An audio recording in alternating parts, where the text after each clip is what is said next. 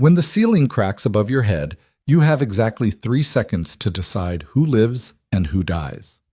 Ryan Holt learned that truth on the worst night of his life, sitting across from a woman who couldn't care less about him, in a diner held together by rust and prayer.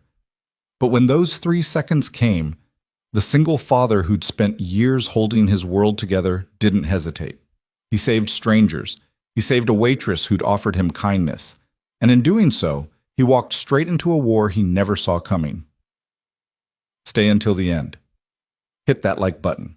Comment your city below so I can see how far this story travels. The rain came down like accusations. Ryan Holt sat in a booth that smelled of 40 years of grease, burnt coffee, and broken promises. Watching the woman across from him, Jessica, he reminded himself. Her name is Jessica. Scroll through her phone with the kind of focused disinterest usually reserved for terms and conditions agreements. The fluorescent lights above buzzed with a frequency that made his back teeth ache. Outside, the highway stretched into darkness, wet asphalt reflecting the diner's neon sign. Lena's Place, half the letters flickering like a dying heartbeat.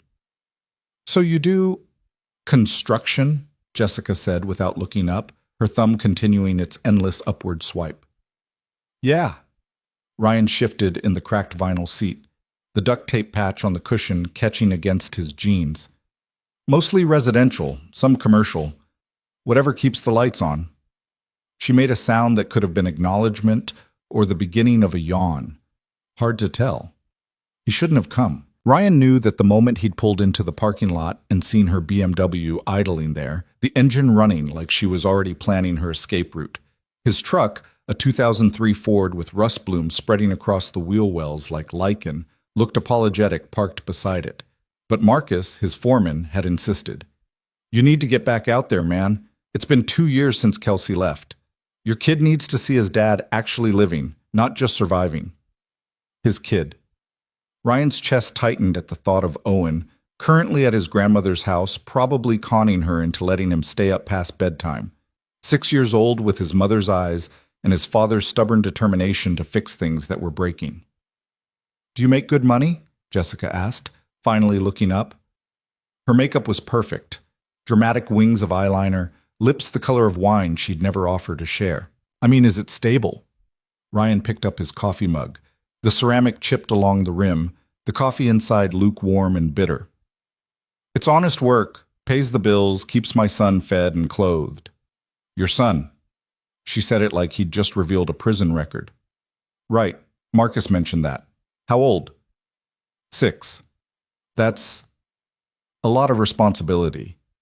Jessica's nose wrinkled slightly, a tell so unconscious she probably didn't know she was doing it.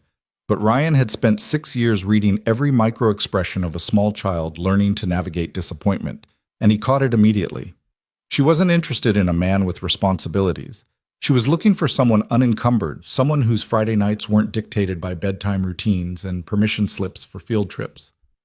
"It is," Ryan agreed quietly. He set the mug down, already planning his exit strategy. Finish the coffee, make polite excuses, drive home through the rain and accept that maybe Marcus was wrong. Maybe some men were meant to build things, not rebuild themselves. The waitress appeared at their table like a ghost materializing from the kitchen's steam.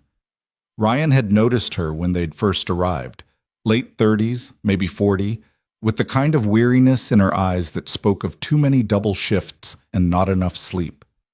Her name tag read Lena in faded letters. Dark hair pulled back in a practical ponytail. No jewelry except a small silver watch on her left wrist. Her uniform was clean but worn, the fabric thin from countless washings. "More coffee?" she asked, her voice low and measured, the kind of voice that didn't waste words. "Please." Ryan pushed his mug forward. Jessica didn't look up from her phone. "I'm fine." Lena poured with steady hands, and Ryan noticed the way she moved. Economical, precise, every gesture containing exactly as much energy as necessary, and not a drop more. It was the movement of someone who'd learned to conserve resources because waste wasn't just inefficient, it was dangerous. "Thank you," he said. "You're welcome." She glanced at Jessica, then back at Ryan, and something flickered across her expression. Not judgment exactly, more like recognition. like she'd seen this scene played out 100 times before, in this booth and others like it.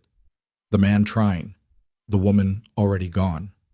Lena moved to the next table, refilling water glasses for a truck driver hunched over a plate of meatloaf, and Ryan found himself watching her. Not in the way he'd tried to watch Jessica, searching for points of connection like a man assembling IKEA furniture without instructions. This was different. This was the way he looked at buildings, assessing structure and integrity, seeing past the surface wear to what held things up. The diner was dying. Anyone with eyes could see it. The ceiling tiles were water-stained, several missing entirely to reveal ductwork and pipes that had seen better decades. The floor tilted slightly toward the kitchen, settling foundation probably. The vinyl on the booth seats was cracked and patched with duct tape in a dozen places. Even the walls seemed tired, the paint yellowed by years of fryer smoke and fluorescent light. But someone still kept it running. Someone still showed up every day, poured coffee, took orders, wiped down tables. Someone still cared. "Are you even listening?" Jessica's voice cut through his observations. Ryan refocused on her. "Sorry, what?" She sighed, the kind of dramatic exhalation that suggested she'd been doing all the heavy lifting in this conversation. "I was saying that I just got promoted. Regional sales manager. It means a lot of travel, a lot of late nights. I need someone who can keep up with that lifestyle, you know? Someone flexible." "Congratulations on the promotion," Ryan said, meaning it. Then, because honesty had always been his default setting, even when kindness might have served him better. "But I'm not flexible. I've got a 6-year-old who needs dinner at 6 and homework help at 7 and bedtime stories at 8:30. I've got a crew that depends on me showing up to job sites at dawn. That's not going to change." Jessica's perfectly shaped eyebrows rose. "Wow, okay. Thanks for wasting my time." "I think we've been wasting each other's time," Ryan said quietly, "and I apologize for my part in that." She was already standing, already reaching for her designer purse, already composing the text she'd send to Marcus about what a disaster his friend was. "You know what your problem is? You've given up. You're just going through the motions, taking care of everyone else, letting yourself disappear." Ryan absorbed the words like he'd absorbed 1,000 other small cuts over the past 2 years. She wasn't entirely wrong, but she wasn't entirely right either. "I hope you find what you're looking for," he said. Jessica laughed, sharp and brittle as breaking glass. "Good luck with your situation." She turned on her expensive heels and walked toward the door, pulling out her phone before she'd even cleared the table. The door swung shut behind her. The BMW's engine roared to life in the parking lot, headlights sweeping across the rain-streaked windows before disappearing into the night. Ryan sat alone in the booth, the coffee cooling in his hands, and felt the familiar weight of loneliness settle back into place like an old injury aching before a storm. The truck driver at the next table caught his eye and raised his coffee mug in a gesture of solidarity. "Been there, brother." Ryan managed a half smile in return. The diner's other occupants returned to their private worlds. An elderly couple in the corner booth, holding hands across the table, not speaking, but not needing to. A woman in medical scrubs scarfing down a burger between shifts. A teenager with textbooks spread across a table, earbuds in, lips moving as she studied. Regular people. Regular lives. The quiet architecture of existence that didn't make it into movies or songs but constituted the actual substance of the world. Ryan's phone buzzed. A text from his mother. "Owen's asleep. Take your time. Hope it's going well." He should leave. He should pay his bill, drive home, relieve his mother from babysitting duty, and crawl into bed where he could pretend that tomorrow wouldn't look exactly like today. But something kept him in the booth. Some gravitational force he couldn't quite name. The waitress, Lena, emerged from the kitchen carrying 2 plates balanced on her forearms with the easy competence of someone who'd been doing this work for years. She delivered them to the medical scrubs woman, checked on the elderly couple, then circled back toward Ryan's booth. "Can I get you anything else?" she asked. "Pie? We've got apple and cherry left." Ryan should have said no, should have asked for the check. Instead, he heard himself say, "What do you recommend?" Lena considered the question with the same serious attention she might give a more important inquiry. "The apple's fresher, made this morning. Cherries from yesterday, but it's still good." "Apple, then, please."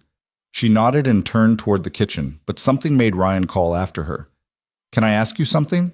Lena paused, one hand on her order pad, expression neutral but attentive. Why do you do this? Ryan gestured around the diner. This place is, forgive me, but it's falling apart. Can't be easy working here. For a long moment, she didn't answer. In the kitchen, something metal clanged against a grill. The rain intensified, drumming harder against the roof. The fluorescent lights continued their endless buzzing hymn. Someone has to, Lena said finally. Her voice was matter-of-fact, but Ryan heard the layers beneath it, pride and exhaustion and something fiercer, something that refused to bend.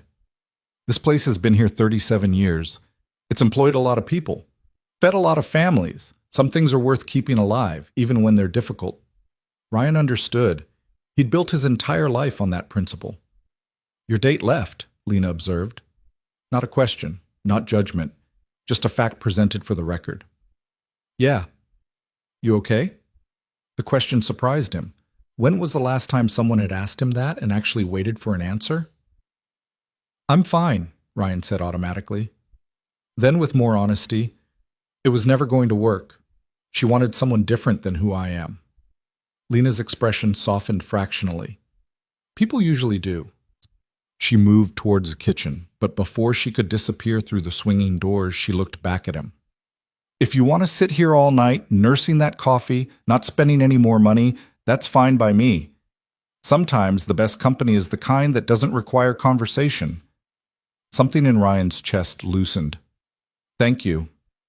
Or, Lena continued, her tone carefully casual, if you want someone to sit with you for a while, someone who knows what it's like when the night feels longer than it should, I get off in 20 minutes.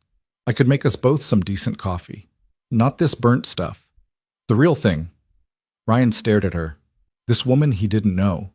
This stranger who'd seen him at his most pathetic and was offering something that felt simultaneously insignificant and enormous. Before he could respond, before he could untangle his thoughts into words, the ceiling cracked. Not a small crack. Not the settling groan of old wood adjusting to humidity. This was the sound of structural failure, deep and wrong, like bone breaking. Ryan's head snapped up. His contractor's instincts, honed by 15 years of job sites and close calls, kicked in immediately. He saw the ceiling tile directly above their booth bulging downward, water streaming from its edges. He saw the ductwork behind it sagging, pulling away from supports that had probably been corroding for years. He saw the way the adjacent tiles were beginning to buckle, the failure propagating outward in a pattern he recognized from 100 safety seminars and incident reports. He had maybe 3 seconds. Move! Ryan didn't think. He surged out of the booth, grabbed Lena's arm, she was closest, and yanked her backward. His other hand shot out toward the elderly couple in the corner booth. Get out! Everyone move! The medical scrubs woman looked up, confused. The teenager pulled out her earbuds. The truck driver started to turn. Ryan didn't wait for comprehension. He pulled Lena behind him and lunged toward the elderly couple, his construction worker's strength fueled by pure adrenaline. Now! Move now! The old man, bless him, didn't argue. He grabbed his wife's hand and slid out of the booth with the speed of someone who'd survived enough decades to know when to trust a stranger's panic. The ceiling tile gave way. It didn't fall neatly. It collapsed in a cascade of water-soaked plaster, insulation, and ductwork. A section of metal support beam, rusted through at the joints, came down with it, slamming into the booth where Ryan had been sitting 30 seconds earlier. The impact shattered the table, sent coffee mugs and water glasses flying, cracked the vinyl seats. Then the water came. Not a trickle. A deluge. Years of accumulated rainwater from a failing roof pooled in the space between ceiling and roof, finding its sudden exit. It poured down in sheets, carrying debris and insulation and the stink of mold and decay. The teenager screamed. The medical scrubs woman scrambled backward, knocking over her chair. The truck driver was already on his feet, backing toward the door. But Ryan was watching the ceiling, his mind running calculations he didn't want to make. The collapse zone was spreading. The water damage wasn't localized. He could see it now in the sagging patterns across multiple tiles. The ductwork supports were compromised. The whole section was going to come down. Everybody out! Ryan's voice cut through the chaos with the authority of a man who'd commanded construction crews through dangerous situations. Don't run. Move quickly but carefully. Watch for falling debris. Go! Lena was already moving, her shock transforming into action. She grabbed the elderly woman's arm, guiding her toward the door with steady hands. This way, Mrs. Chen. Careful now. That's it. The cook burst through the kitchen doors, a huge man in a grease-stained apron, eyes wide. What the hell? The ceiling's compromised, Ryan barked at him. Is there anyone else in the kitchen? No, I'm alone tonight. Then get out. Now! More tiles were falling now, a domino effect of structural failure. Water streamed down the walls. Somewhere in the building, something groaned, a sound that raised the hair on Ryan's neck. He did a rapid head count as people fled toward the entrance, the elderly couple moving as fast as they could. The medical scrubs woman, phone already out and dialing. The teenager, wide-eyed and shaking but moving. The truck driver. The cook. Is that everyone? Ryan demanded. Lena stood by the door, water dripping from her hair, her uniform soaked. She was counting too, her eyes scanning the diner with the practiced attention of someone who knew every customer, every regular, every face. Yes, everyone's out. Then let's go. Ryan grabbed her elbow again, gentler this time, and pulled her toward the entrance. They stumbled out into the rain just as another section of ceiling collapsed behind them. The sound was deafening, crashing metal and shattering dishes and breaking glass. Through the diner's windows, they could see the interior being destroyed piece by piece, the overhead lights swinging wildly before they shorted out in sprays of sparks. The small crowd gathered in the parking lot, rain plastering their clothes to their bodies, staring at the building that had been serving coffee and conversation 2 minutes ago and was now a disaster zone. Jesus Christ, the truck driver breathed. We almost died. The elderly man had his arm around his wife, both of them trembling. The teenager was crying, her textbooks abandoned inside, probably ruined. The medical scrubs woman was on her phone with 911, her voice shaking as she reported the collapse. Ryan stood in the rain, his heart hammering against his ribs, the adrenaline beginning to ebb and leave him shaky. He'd pulled people out of danger on job sites before, workers who'd gotten too close to unstable trenches, electricians who'd nearly touched live wires. But this was different. This was civilians. This was an elderly couple who'd been holding hands over coffee. This was a kid studying for exams. This was Lena, standing beside him, staring at her diner with an expression that made Ryan's chest hurt. You saved us, the old woman, Mrs. Chen, said, looking up at Ryan with tears streaming down her face. You saved us all. I just recognized the signs, Ryan said quietly. Years of construction work. You learn what failure looks like. Don't minimize it, Lena said, her voice rough. She turned to look at him, rain running down her face, and Ryan saw something in her eyes he couldn't quite name. Gratitude and grief and a fierce burning determination. You saw what no one else saw. You acted when everyone else was frozen. You saved lives. Ryan shook his head. You helped. You got people moving. You kept everyone calm. Because you gave us a chance. Sirens wailed in the distance, growing closer. Red and blue lights appeared on the highway, emergency vehicles racing toward them through the rain. The cook was standing apart from the group, phone pressed to his ear, speaking rapidly in Spanish. The teenager had stopped crying and was taking photos of the building, her hands still shaking. The truck driver was helping the Chens sit down on the curb under the minimal shelter of the diner's overhang.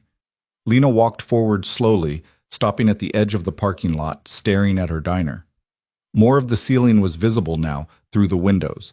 Whole sections had collapsed, revealing the skeletal framework above, the failing roof, the infrastructure that had been dying for years. Ryan moved to stand beside her. How long have you owned this place? 12 years, Lena said quietly. My aunt left it to me when she died.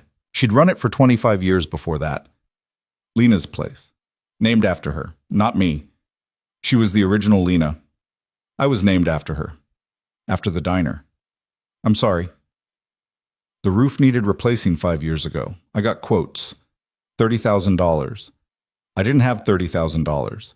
I had a leaking roof and a prayer and a bucket of contractor-grade sealant. Her voice was flat, factual, reporting the truth without embellishment. I patched it. I reinforced what I could. I kept it running. Ryan understood the mathematics of desperation. When you didn't have resources, you made impossible choices. You triaged. You focused on whatever would buy you one more day, one more week, one more month. It wasn't your fault, he said. Wasn't it? Lena turned to look at him, and her eyes were dry but devastated. I knew it was failing. I knew the ceiling was water damaged. I knew the ductwork was compromised. But I couldn't afford to close, couldn't afford the repairs, so I kept serving coffee and praying nothing would give out. And tonight, it did. People could have died. But they didn't. Because of you, not because of me. The first fire truck pulled into the parking lot, followed by 2 police cars and an ambulance. Firefighters jumped out, already assessing the scene. A paramedic approached the huddled group, asking if anyone was injured. A police officer, young, eager official, made his way toward Ryan and Lena. Are you the owners? I am, Lena said. Lena Moore. This is my diner. Ma'am, I need you to step back from the building. It's not safe. We're going to need to get a statement from you, and from everyone who was inside when the collapse occurred. He looked at Ryan. And you are? Ryan Holt. I was a customer. The customer who pulled everyone out, Lena corrected. The officer's eyebrows rose. We're going to need a statement from you too, sir. More vehicles arrived. A fire inspector, someone from the county building department, roused from dinner or sleep or wherever building inspectors spent their Thursday nights. The paramedics checked everyone over. Miraculously, no injuries beyond cuts and bruises and shock. Ryan gave his statement to a detective who looked tired and skeptical, walking her through the sequence of events with the precision he used for incident reports on job sites. He explained the signs of structural failure, the water damage patterns, the way the ceiling tiles had bulged before collapse. She wrote it all down, occasionally glancing at the ruined diner, then back at Ryan with something that might have been respect. You probably saved 4 or 5 lives tonight, Mr. Holt, she said when he finished. I'm going to include that in my report. I just did what anyone would do. No, she said firmly. You did what someone with training and awareness and courage would do. Most people freeze. You acted. That matters. When she released him, Ryan looked around for Lena. He found her talking to the fire inspector, her arms wrapped around herself against the cold rain, her expression carefully neutral as the inspector gestured at the building and shook his head. Ryan didn't approach. This wasn't his crisis, wasn't his disaster. He was just a man who'd been on a bad date and happened to be in the right place with the right knowledge. But he couldn't make himself leave. He watched the fire inspector hand Lena a business card, watched her nod, water dripping from her ponytail, her uniform clinging to her shoulders, watched her stand there, alone in a parking lot full of first responders and gawkers and the wreckage of something she'd tried to save, and maintain her composure through what had to be shattering her. The rain began to ease, tapering from deluge to steady downpour to persistent drizzle. The elderly couple was taken home by a neighbor who'd arrived to collect them. The teenager's parents showed up in a minivan, hysterical and grateful in equal measure. The truck driver climbed back into his rig and disappeared into the night, probably to find another diner, another meal, another anonymous stop on an endless highway. The cook approached Lena, said something Ryan couldn't hear, and hugged her. She hugged him back, fierce and quick, then let him go. He climbed into an old sedan and drove away, taillights fading into the mist. That's when Ryan saw the other car pulling into the parking lot. It was a sleek black Audi, incongruous against the emergency vehicles in Ryan's beaten pickup. It parked with precision, and a man stepped out, mid-40s, expensive suit protected by a designer umbrella, shoes that probably cost more than Ryan's monthly mortgage. The man surveyed the scene with an expression Ryan recognized instantly.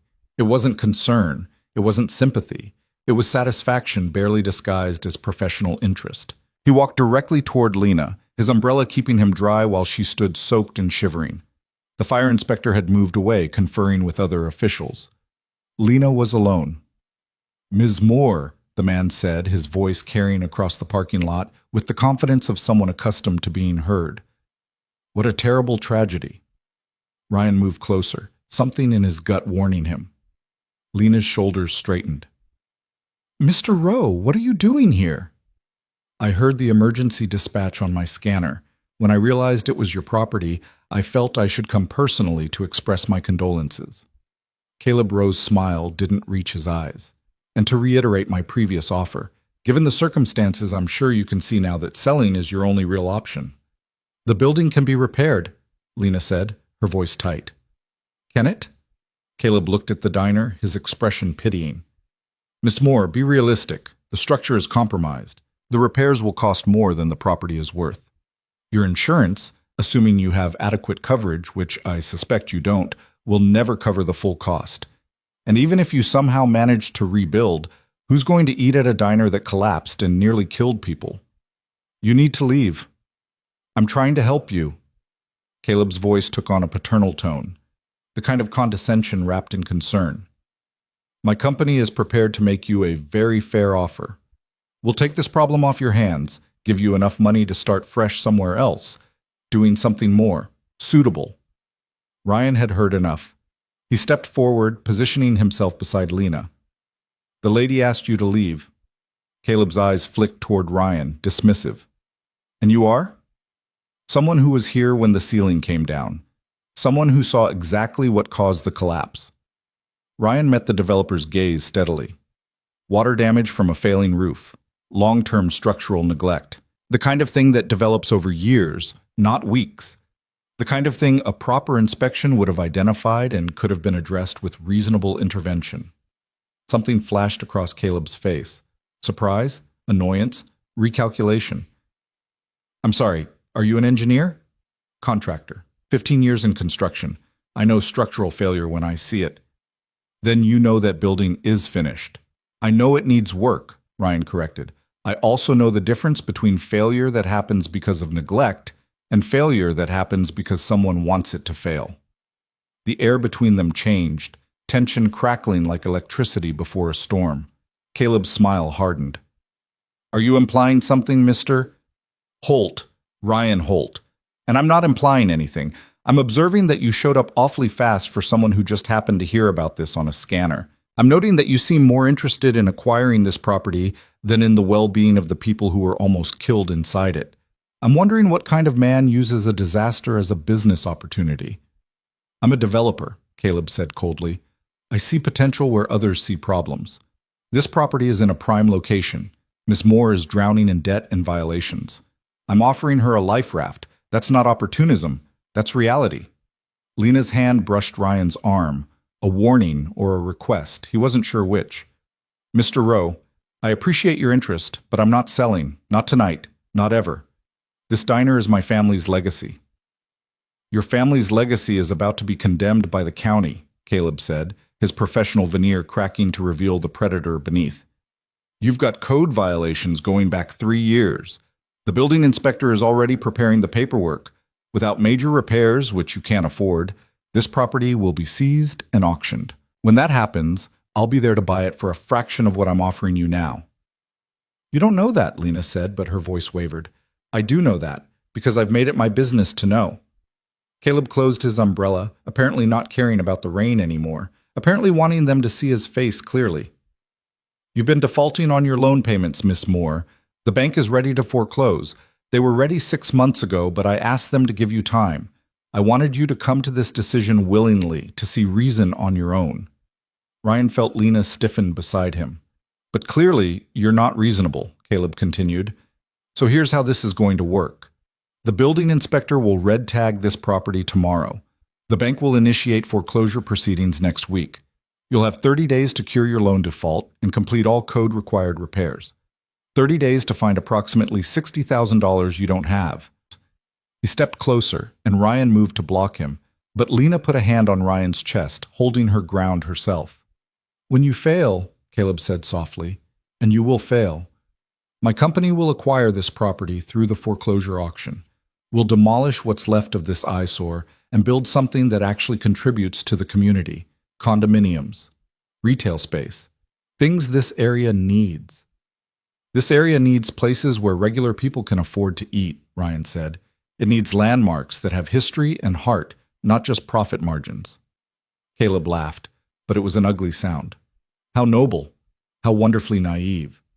He looked Ryan up and down, taking in the soaked jeans, the flannel shirt, the boots worn down at the heels. Let me guess. You're going to help her. You're going to ride to the rescue and save the damsel in distress? I'm going to do whatever I can, Ryan said evenly. With what? Your construction worker's salary? Caleb's smile was vicious now. Do you even know how far in debt she is? Do you know about the 3 separate liens on this property? The back taxes? The loan default? This isn't a problem you can fix with a hammer and some good intentions. Ryan held his gaze. Maybe not, but at least I won't sleep well tonight knowing I tried to profit from someone else's disaster. For a moment, Caleb looked like he might say something else, might escalate this confrontation into something physical, but then his professional mask slipped back into place, smooth as ever. Good luck, Miss Moore, he said, turning back to Lena. You're going to need it. My offer stands for 72 hours. After that, you'll be dealing with the bank and the county, and I promise you they're much less sympathetic than I am. He walked back to his Audi, his expensive shoes splashing through puddles without care, and drove away, leaving Ryan and Lena standing in the rain among the emergency vehicles and the ruins of what had been her life's work. Lena was shaking, not from cold, Ryan realized, but from rage and fear and the overwhelming weight of impossible odds. I can't lose this place, she whispered. I can't let him win. Ryan looked at the diner, the broken windows, the collapsed ceiling visible through them, the water still streaming from damaged gutters. He thought about Caleb's words, about $60,000 and 30 days, and all the ways this was an unwinnable fight. Then he thought about Owen, asleep at his grandmother's house, dreaming whatever 6-year-olds dreamed. He thought about the small nest egg he'd been building for the past 2 years, money saved from overtime and side jobs, money meant to provide options, to ensure his son never had to watch his father scramble to make rent. He thought about the woman standing beside him who'd offered to sit with him all night when his date had walked out, who'd kept this diner running for 12 years against impossible odds, who'd named herself after a dream and refused to let it die. How much do you actually owe the bank? Ryan asked. Lena looked at him, confusion and suspicion warring in her expression. Why? Because before we figure out what's possible, we need to know what's real. How much? She hesitated, and he could see her calculating whether to trust this stranger who'd appeared in her life 3 hours ago and had somehow become tangled in her disaster. $42,000 on the loan, she said finally. Another $8,000 in back taxes. The liens total about $6,000. The required repairs. She closed her eyes. The fire inspector says at least $30,000 to bring it up to code, and that's a conservative estimate. $90,000. Maybe more. Ryan did the math against his savings account and felt his stomach drop. He had $18,000, give or take. Not enough. Not close to enough. But sometimes you didn't need enough. Sometimes you just needed a start. The bank foreclosure, Ryan said. You said you have 30 days to cure the default. That's what Caleb said. I haven't gotten official notice yet, but Lena gestured helplessly at the diner. It doesn't matter. I can't make it happen. I've been trying to make it happen for 3 years. But if someone could cure the loan default, pay the back taxes, get the repairs started, would that stop the foreclosure? In theory, yes, but Lena stopped, staring at him. What are you saying? Ryan ran his hand through his wet hair, water streaming down his neck, and made a decision that was either the bravest or stupidest thing he'd done in his life. I'm saying I might know some people, contractors who owe me favors, suppliers who will work on credit. I'm saying I've got some savings, not enough for everything, but enough to start.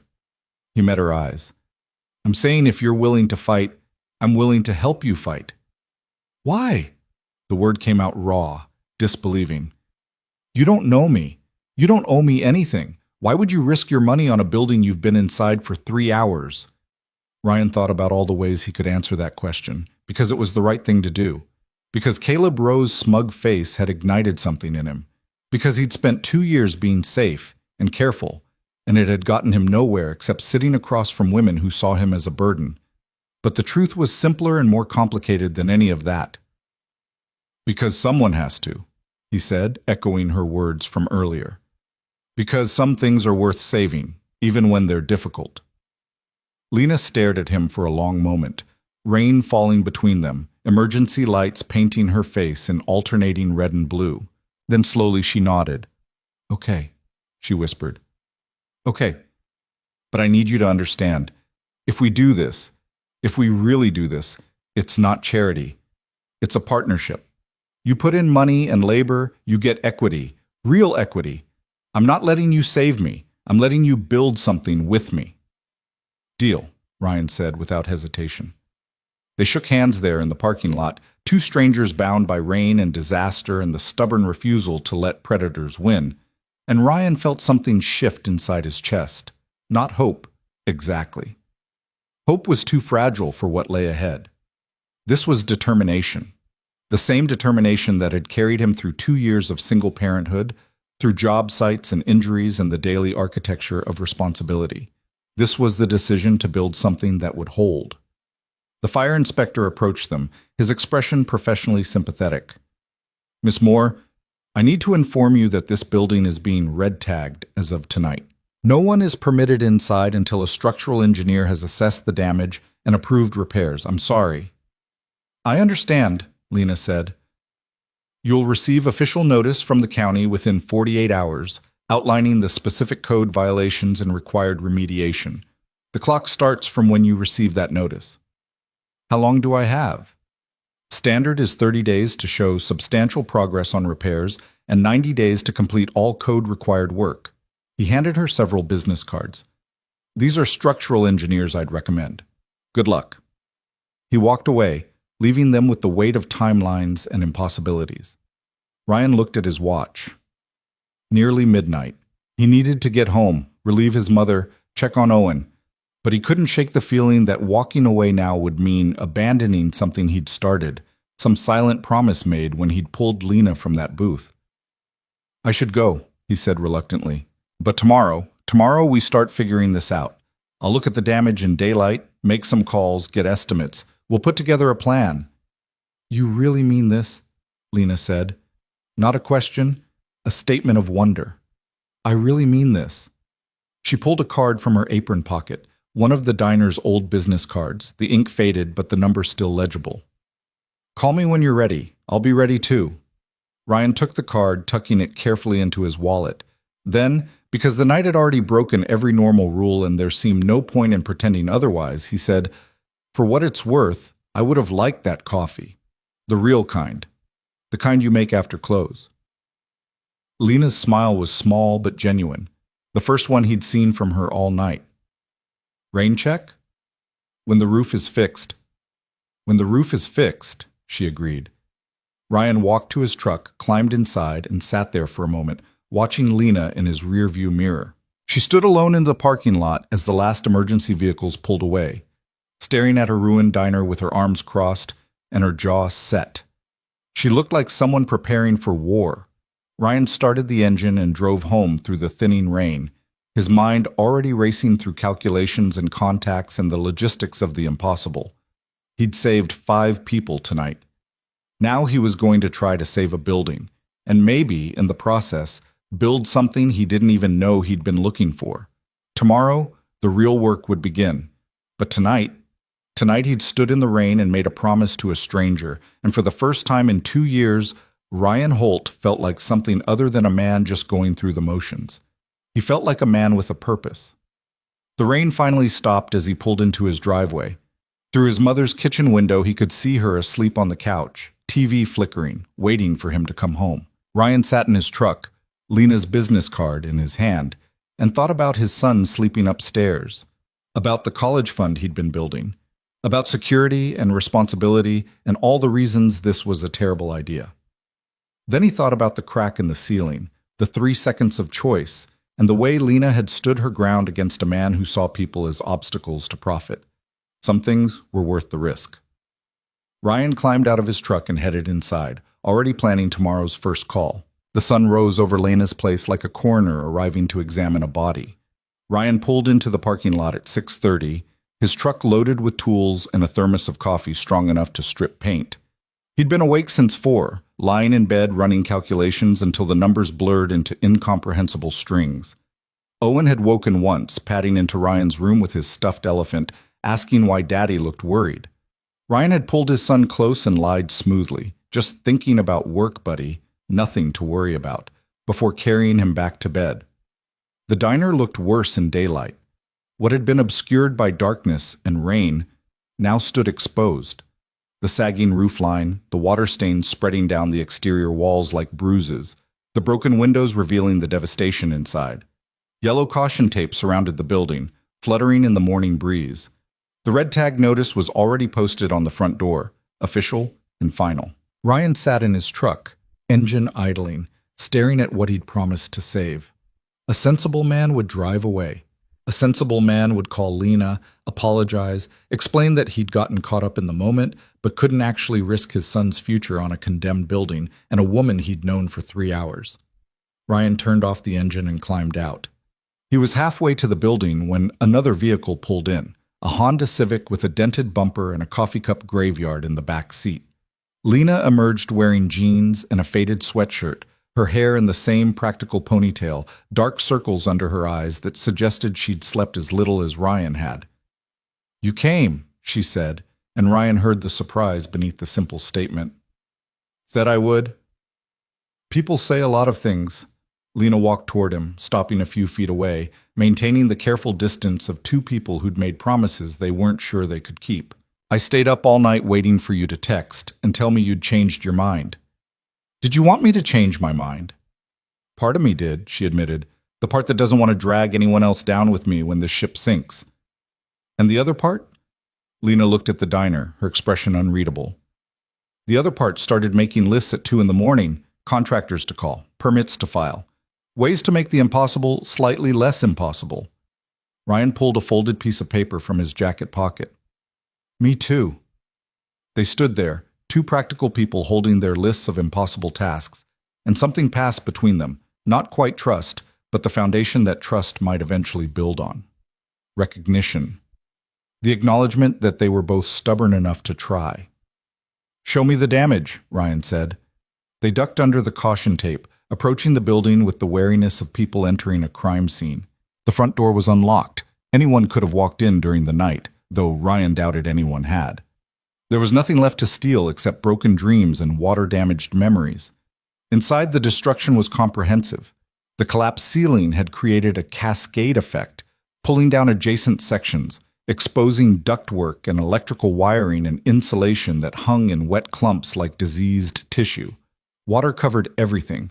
The floor, the booths, pooled in corners and slowly draining through cracks in the foundation. The smell was overwhelming, mold and rot and the particular sourness of a building dying from the inside out. Ryan pulled a flashlight from his tool belt and played it across the ceiling, tracking the pattern of failure. Lena walked beside him, silent, her breathing steady despite what had to be devastating to witness in full daylight. "Tell me what you see," she said quietly.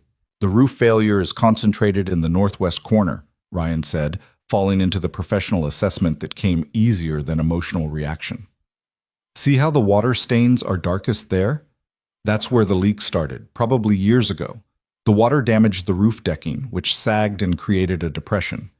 That depression collected more water. More water created more damage. Classic failure cycle. Can it be fixed?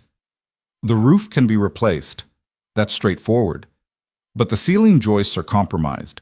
We'll need to sister new boards alongside the damaged ones to restore structural integrity. The ductwork has to be replaced entirely. The electrical system needs a complete inspection and probably rewiring in this whole section. The insulation is destroyed, and that's just what I can see without getting into the walls." Lena absorbed this without visible reaction. "How much?" "For materials?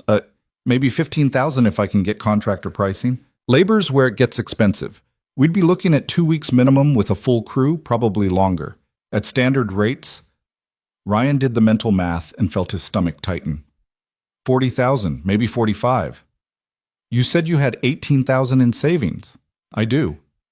"So we're still short at least 27,000, and that's before we address the loan default and back taxes." Lena's voice remained level, factual, reporting the mathematics of defeat. "Caleb was right. It's impossible." "Caleb's an asshole," Ryan said flatly. "And impossible just means we haven't figured out the solution yet." "You sound like my aunt." Lena moved to what had been the counter, running her hand along the scarred formica. She used to say that about everything: broken dishwasher, health department violations, the day the health inspector found mice in the storage room. Impossible just means we're not trying hard enough, Lena. Her voice softened. She died trying hard enough. Heart attack at 59, working a double shift because the other waitress called in sick. Ryan heard the warning beneath the story. Don't kill yourself for this. Don't sacrifice everything for a building. But he also heard the love, the respect, the desire to honor something that had mattered. I've got some ideas, Ryan said. Not solutions yet, just possibilities. I'm listening. My crew, the guys I work with, most of them do side jobs for cash. If I can get them to work weekends at a reduced rate, that cuts labor costs significantly. I know a supplier in Millbrook who owes me a favor from a job I helped him finish when his contractor walked. He might extend credit on materials. And the bank foreclosure, there's usually a cure period built into those. If we can show good faith effort, prove we're making progress, they might extend the deadline. Lena turned to face him. That's a lot of ifs and maybes. That's all I've got right now. It's more than I had yesterday. She pulled out her phone, scrolling through something, then held it out to show Ryan. County website. The building inspector uploaded the violation list at 5 this morning. 47 separate code violations, ranging from minor to critical. We have to clear all of them to get the red tag lifted. Ryan took the phone, scrolling through the list. Structural deficiencies, electrical code violations, plumbing issues, fire suppression system failures, each one requiring permits, inspections, certified contractors. This is a bureaucratic nightmare, he muttered. I've been dealing with bureaucratic nightmares for 12 years. I can handle the permits and inspections. Lena reclaimed her phone. What I can't handle is the actual work. That's where I need you. You'll have me. Ryan met her eyes. But I need you to understand something. This isn't going to be clean or easy. We're going to hit problems we didn't anticipate. We're going to run out of money before we run out of violations. There will be days when quitting seems like the only rational choice. I know. And I need you to understand something else. Ryan hesitated, choosing his words carefully. I've got a 6-year-old son. He's my priority. Always. If this project starts affecting my ability to take care of him, I'm out. I'll help you find other contractors. I'll do what I can, but Owen comes first. I wouldn't respect you if he didn't, Lena said simply. I'm not asking you to choose between your kid and this building. I'm asking you to help me fight long enough to see if we can win. Ryan nodded slowly. Okay, then let's get to work. They spent the next 2 hours documenting everything, Ryan taking photos and measurements while Lena made detailed notes on her phone. They cataloged every broken tile, every damaged board, every violation that needed addressing. It was grim, methodical work, the kind that made the scope of the problem feel simultaneously more manageable and more overwhelming. At 8:30, Ryan's phone buzzed. Marcus. Where are you? Job site's been waiting for 20 minutes. Ryan had forgotten. Friday morning. They had a deck renovation in Riverside, a job they'd started 3 weeks ago. He was supposed to be there supervising the crew. I had an emergency. I'll be there in 30 minutes. What kind of emergency? Marcus's suspicion came through clearly. The kind I'll explain later. Start without me. I'll be there soon. He hung up before Marcus could argue and looked at Lena apologetically. I have to go. I've got a crew waiting. Of course, I have to open anyway. She paused. Open? That's funny. I can't actually open. The bank thing, when do you get official notice?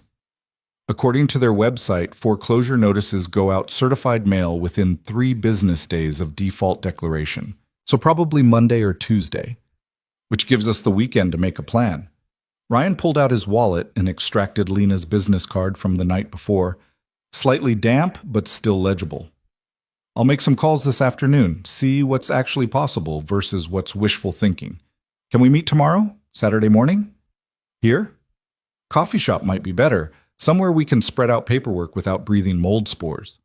Lena almost smiled. There's a place called Rosie's on Main Street. Opens at 7. I'll be there at 7:30. Gives me time to drop Owen at my mother's. Ryan headed for his truck, but Lena called after him. Ryan? Thank you for showing up, for not being sensible. Day's still young, he said. I might come to my senses yet. But driving toward the Riverside job site, Ryan knew he wouldn't. Something had shifted in him last night, some weight he'd been carrying without realizing it. The weight of going through motions, of building other people's dreams while his own life remained carefully small and safe and utterly predictable. This was reckless. This was dangerous. This might destroy the financial security he'd worked 2 years to build. But it felt alive. Marcus was waiting when Ryan arrived, arms crossed, expression somewhere between annoyed and concerned. The rest of the crew, Tommy, Jorge, and young Derek, were already working, the sound of power saws cutting through morning air. "You want to tell me what's going on?" Marcus asked. Ryan grabbed his tool belt from the truck bed. "Remember that date you set me up on? The one with Jessica? Please tell me you didn't do something stupid." "Define stupid," Marcus groaned. "What did you do?" So Ryan told him about the collapse, about Lena, about Caleb Rowe and the foreclosure and the impossible timeline. Marcus listened without interrupting, his expression cycling through disbelief, concern, and finally resignation. "You're actually serious about this," Marcus said when Ryan finished. "I am." "You know this is insane, right? You barely know this woman. You're talking about risking your savings, your weekends, your—" Marcus stopped. "Does Owen know?" "Not yet." "Ryan, man, I love you like a brother, but have you thought this through? Actually thought it through? You've spent 2 years being careful with money, being responsible, making sure Owen never has to worry about stability. And now you're going to blow it all on a condemned diner? I'm not blowing it all. I'm investing it." "In what? A building that's literally falling apart?" Ryan set down his tool belt and looked at his friend. "You remember why I got into this business? Because your dad was a contractor. Because my dad built things that lasted, houses that families grew up in, decks where people had birthday parties and barbecues, things that mattered to regular people trying to live regular lives." Ryan gestured around the job site. A beautiful house in a beautiful neighborhood. The kind of place where people had vacation homes and investment portfolios. "We do good work here. But who are we building for? People who already have everything they need. People who pay well," Marcus pointed out. "True. And I'm grateful for the work. But that diner, that place mattered. It was where truck drivers stopped between long hauls, where high school kids studied after school because their homes were too chaotic, where an elderly couple held hands over coffee every Thursday night." Ryan's voice roughened. "Caleb Rowe wants to tear it down and build condos nobody from this town can afford. I can't stop him from building his condos everywhere else. But maybe I can stop him from taking this one place." Marcus was quiet for a long moment. Then he sighed, the sound of a man recognizing a lost cause. "You need help with the work?" Ryan's chest tightened. "I can't pay you full rate. I can barely afford to pay myself." "Did I say anything about full rate?" Marcus pulled out his phone, scrolling through his calendar. "I've got Saturdays free for the next month. I'll give you 8 hours a week at half my usual, and I'll talk to Tommy and Jorge. They might be willing to do the same." "Marcus, don't make it weird. Just say thank you, and buy me a beer when this is over." "Thank you," Ryan said quietly. "And when this is over, I'll buy you a whole case." They worked through the day, installing deck boards and railings, the physical labor a welcome distraction from the mental chaos of what Ryan had committed to. But his mind kept drifting back to Lena's diner, running calculations, sketching out work sequences, trying to find a path through the impossible. At 3 o'clock, he called his supplier contact in Millbrook. Eddie Thornton answered on the fourth ring, his voice rough from decades of cigarettes and construction dust. "Ryan Holt, haven't heard from you in months. You finally ready to admit you need my help?" "I need your help," Ryan said without preamble. "Must be serious if you're not even pretending to negotiate first." Ryan explained the situation, the diner, the timeline, the financial constraints. Eddie listened, occasionally grunting acknowledgement, his silence more thoughtful than dismissive. "So you want me to extend you credit on materials for a building that might get condemned anyway, for a woman you just met, on a project that has maybe a 20% chance of success," Eddie summarized. "When you put it like that, it sounds insane." "Because it is insane." Eddie paused, and Ryan heard him lighting a cigarette, the familiar click of a Zippo. But I've known you 15 years, Ryan. You're the most careful, responsible, boring contractor I've ever worked with. If you're willing to bet on this, maybe there's something there I'm not seeing. Does that mean? It means I'll extend you $10,000 in credit at cost plus 10%. Materials only. You default. I own whatever you've built. Deal? Deal. Ryan felt something in his chest loosen. $10,000 in materials. Combined with his $18,000 in savings, that gave him $28,000 to work with. Still short, but closer. You're going to owe me the story when this is done, Eddie said. Win or lose, I want to know how it ends. You'll be the first person I tell. Ryan made 3 more calls that afternoon. A plumber who agreed to work weekends at reduced rates, an electrician who owed Ryan a favor, and a structural engineer willing to do the inspection for half her usual fee if Ryan's crew did the actual reinforcement work. Each conversation was a negotiation, a careful balance of asking for help without begging, of being honest about risks without underselling the opportunity. By the time Ryan left the job site at 5:30, he had the skeleton of a plan. Not a good plan, not a safe plan, but a plan that might, with luck and work and stubbornness, actually work. He picked up Owen from his mother's house, enduring her questions about why he looked so tired, deflecting with half-truths about a big project and challenging work. Owen chattered about his day, something about dinosaurs and a playground incident and his friend Michael's new shoes, and Ryan listened with half his attention while the other half remained fixed on lumber calculations and permit timelines. That night, after Owen was asleep, Ryan sat at his kitchen table with a spreadsheet and a calculator, running numbers until they blurred. No matter how he arranged things, he was still at least $15,000 short. The loan payoff, the back taxes, the materials, the labor. Even with everyone working at reduced rates, even with Eddie's credit extension, the math didn't work. He needed more money, or more time, or a miracle. Ryan was still at the table at midnight when his phone buzzed. A text from an unknown number. This is Lena. Got your number from the police report. Can't sleep. Keep thinking about everything that needs to happen and how impossible it is. Tell me this is actually possible. Ryan stared at the message, at this woman he barely knew, asking him for reassurance he couldn't honestly give.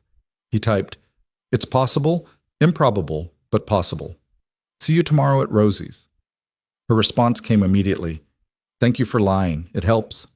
Ryan smiled despite everything and set down his phone.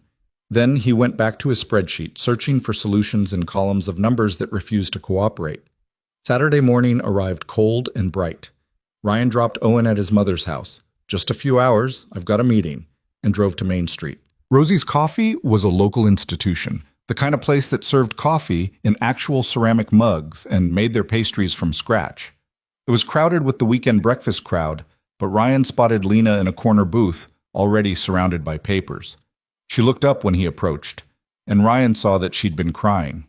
Not recently, her eyes were clear, but the evidence was there in the redness and the tightness around her mouth. "Rough night?" he asked, sliding into the booth across from her. "Got the official foreclosure notice. Hand-delivered at 7 this morning by a process server who apologized while destroying my life." Lena pushed a stack of legal documents across the table. 30 days to cure the default, $42,000 due immediately. All violations must be cleared before the bank will consider the loan current. Ryan scanned the documents, his contractor's eye picking out the relevant details. The cure period started today. 30 days. The clock was already ticking. "Okay," he said. "Let's figure out what we can actually do in 30 days. They worked through the morning, ordering coffee and barely touching it, building a timeline that felt like constructing a house of cards in a windstorm. Week 1, emergency roof repairs to stop further water damage. Week 2, structural reinforcement and electrical work. Week 3, finish interior repairs, address remaining code violations. Week 4, final inspections and hope everything passed." "This assumes nothing goes wrong," Lena said, staring at their timeline. "Things will go wrong," Ryan corrected. "We just have to hope they're small things we can fix quickly." A shadow fell across their table. Ryan looked up to find Caleb Rose standing there, immaculate in weekend casual wear that probably cost more than Ryan's truck payment, holding a coffee cup that advertised his virtue. some fair trade organic blend. Ms. Moore, Mr. Holt. Caleb's smile was professionally pleasant. Working on the weekend. How industrious. Mr. Rowe, Lena's voice was ice. You're not welcome at this table. It's a public coffee shop. I'm a paying customer. Caleb gestured at their spread of papers. I couldn't help but notice you're making plans. That's adorable, really. But you should know that I had a conversation with the county building inspector yesterday. The list of violations has been updated. Turns out there are some additional issues that came to light during the initial inspection. Ryan felt cold certainty settle in his gut. What kind of issues? Asbestos in the ceiling tiles, lead paint on the interior walls. Both require certified abatement contractors. Both significantly increase remediation costs. Caleb's expression remained pleasant, but his eyes were hard. Terrible luck, really. But these things happen in older buildings. You son of a... Ryan started to rise, but Lena's hand shot out, gripping his wrist. He wants you to make a scene, she said quietly. Don't give him the satisfaction. Caleb's smile widened. Smart woman. You should listen to her, Mr. Holt. Violence solves nothing. Money, on the other hand, solves everything, and you simply don't have enough of it. How do you know what we have? Ryan demanded. Because I make it my business to know. I know exactly how much you have in savings, Mr. Holt. $18,347 as of yesterday. I know you've extended credit with Eddie Thornton. $10,000 at cost plus 10. I know you're planning to use your construction crew on weekends at reduced rates. Caleb leaned closer. I know everything. And I know it's not enough. Get away from our table, Lena said. I'm trying to help you understand reality. The asbestos abatement alone will cost $15,000. Lead paint remediation, another $8,000. You're looking at least $23,000 in additional costs, and that's before you've even started the actual repairs. Caleb straightened. My offer expires Monday morning. After that, you're on your own against the bank and the county in reality. He walked away, leaving them in silence heavy with the weight of impossible math. Ryan looked at Lena and saw his own desperation reflected in her eyes. Asbestos and lead paint, she whispered. We're done. We can't afford that. There are programs, Ryan said, his mind racing. County grants for hazardous material abatement, environmental protection loans. We just need to... Ryan, Lena's voice was gentle but final. Stop, please. I appreciate everything you've tried to do, everything you were willing to risk. But Caleb's right. We don't have enough money. We don't have enough time. And I can't let you destroy your financial security for a fight we can't win. We haven't lost yet. We lost the moment the ceiling collapsed. I was just too stubborn to admit it. Lena started gathering her papers, her movements mechanical. I'll accept Caleb's offer, take what I can get. Start over somewhere else. You don't mean that. I do. She met his eyes, and Ryan saw the fight draining out of her in real time. Thank you, Ryan. Truly. For showing up. For believing it was possible. But I'm not going to let you sacrifice your son's future for my past. She stood, papers clutched to her chest, and walked toward the door. Ryan sat frozen in the booth, watching her leave, feeling the familiar weight of failure settling over him. This was what happened when you reached beyond what was safe. This was what happened when you tried to build something that mattered instead of just getting by. You failed, and people got hurt. But as Lena pushed through the door and disappeared onto Main Street, something in Ryan refused to accept it. Something stubborn and probably stupid, the same thing that had made him pull people from a collapsing building, the same thing that had made him offer his savings to a stranger. He pulled out his phone and dialed Eddie Thornton. Eddie? That credit you extended me? I need to increase it to $20,000, and I need the name of every environmental abatement contractor you know who might work on payment plans. Ryan, what are you doing? Probably destroying my life. Can you help or not? Eddie was quiet for a beat, then, I'll make some calls, and Ryan, you better win this thing, because if you don't, I'm going to feel really stupid for believing in you. That makes two of us, Ryan said, and hung up. He had 30 days to save a building, stop a foreclosure, and prove that sometimes the impossible was just difficult in disguise. The clock was ticking, and Ryan Holt was done being sensible. Ryan found Lena in the diner parking lot, sitting in her Honda with the engine off, staring at the red-tagged building through rain-streaked windows. The sky had turned gray again, threatening another downpour, as if the weather itself was conspiring with Caleb Rowe. He knocked on her window. She didn't move, didn't acknowledge him, just kept staring straight ahead like a woman watching her life burn down and unable to look away. Ryan knocked again, harder this time.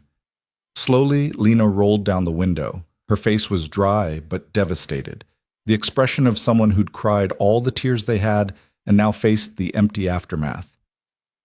"I thought we were done," she said quietly. "We're not done until you sign Caleb's papers. Have you signed them?" "No, but—" "Then we're not done." Ryan crouched beside her car, bringing himself to eye level. "I called Eddie back. He's increasing my credit line and connecting me with environmental contractors. I'm calling in every favor I've ever earned. We can make this work." "Ryan, the math doesn't work. Even if we get the abatement done, even if we clear all the violations, I still can't make the loan payment, $42,000. I don't have it. You don't have it. And the bank doesn't care about good intentions." "The loan documents," Ryan said. "Can I see them again?" Lena hesitated, then reached into her bag and pulled out the foreclosure notice. Ryan had read it quickly at the coffee shop, focused on the timeline and the total amount due. Now he read it with the careful attention he gave to building codes and contract specifications, looking for the details that made the difference between failure and possibility. Cure clause. 30 days. All amounts due must be paid in full to reinstate the loan. But there was another paragraph buried in the legal language, a paragraph about good faith effort and substantial compliance. "Look at this," Ryan said, pointing.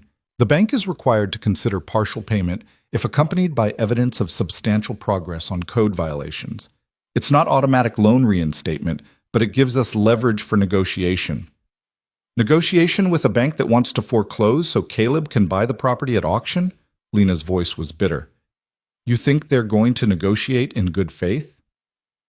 "I think they're required to follow their own loan documents. And I think if we show up with proof that we're fixing the building, with partial payment, with a plan for the rest, they have to at least review it." Ryan stood, his knees protesting the crouch position. "It's not a guarantee, but it's a chance." Lena looked at him for a long moment, something shifting in her expression. Not hope exactly. Something more complicated. The way someone looks at a life raft when they know it might not hold but drowning is the only alternative. "Why are you doing this?" she asked. "And don't tell me it's because someone has to. There has to be more than that. Nobody risks everything for a stranger based on principle." Ryan thought about Owen, about the questions his son would ask when he was older. He thought about his own father, a man who'd built houses for working families until a heart attack took him at 53. He thought about the way Lena had offered to sit with him all night, a kindness extended without expectation of return. "My dad used to say that you judge a man by what he builds and what he refuses to let fall," Ryan said slowly. He meant it literally. He was talking about construction, about doing work that lasted. But I think he meant it other ways too, about the kind of life you build, about what you're willing to fight for.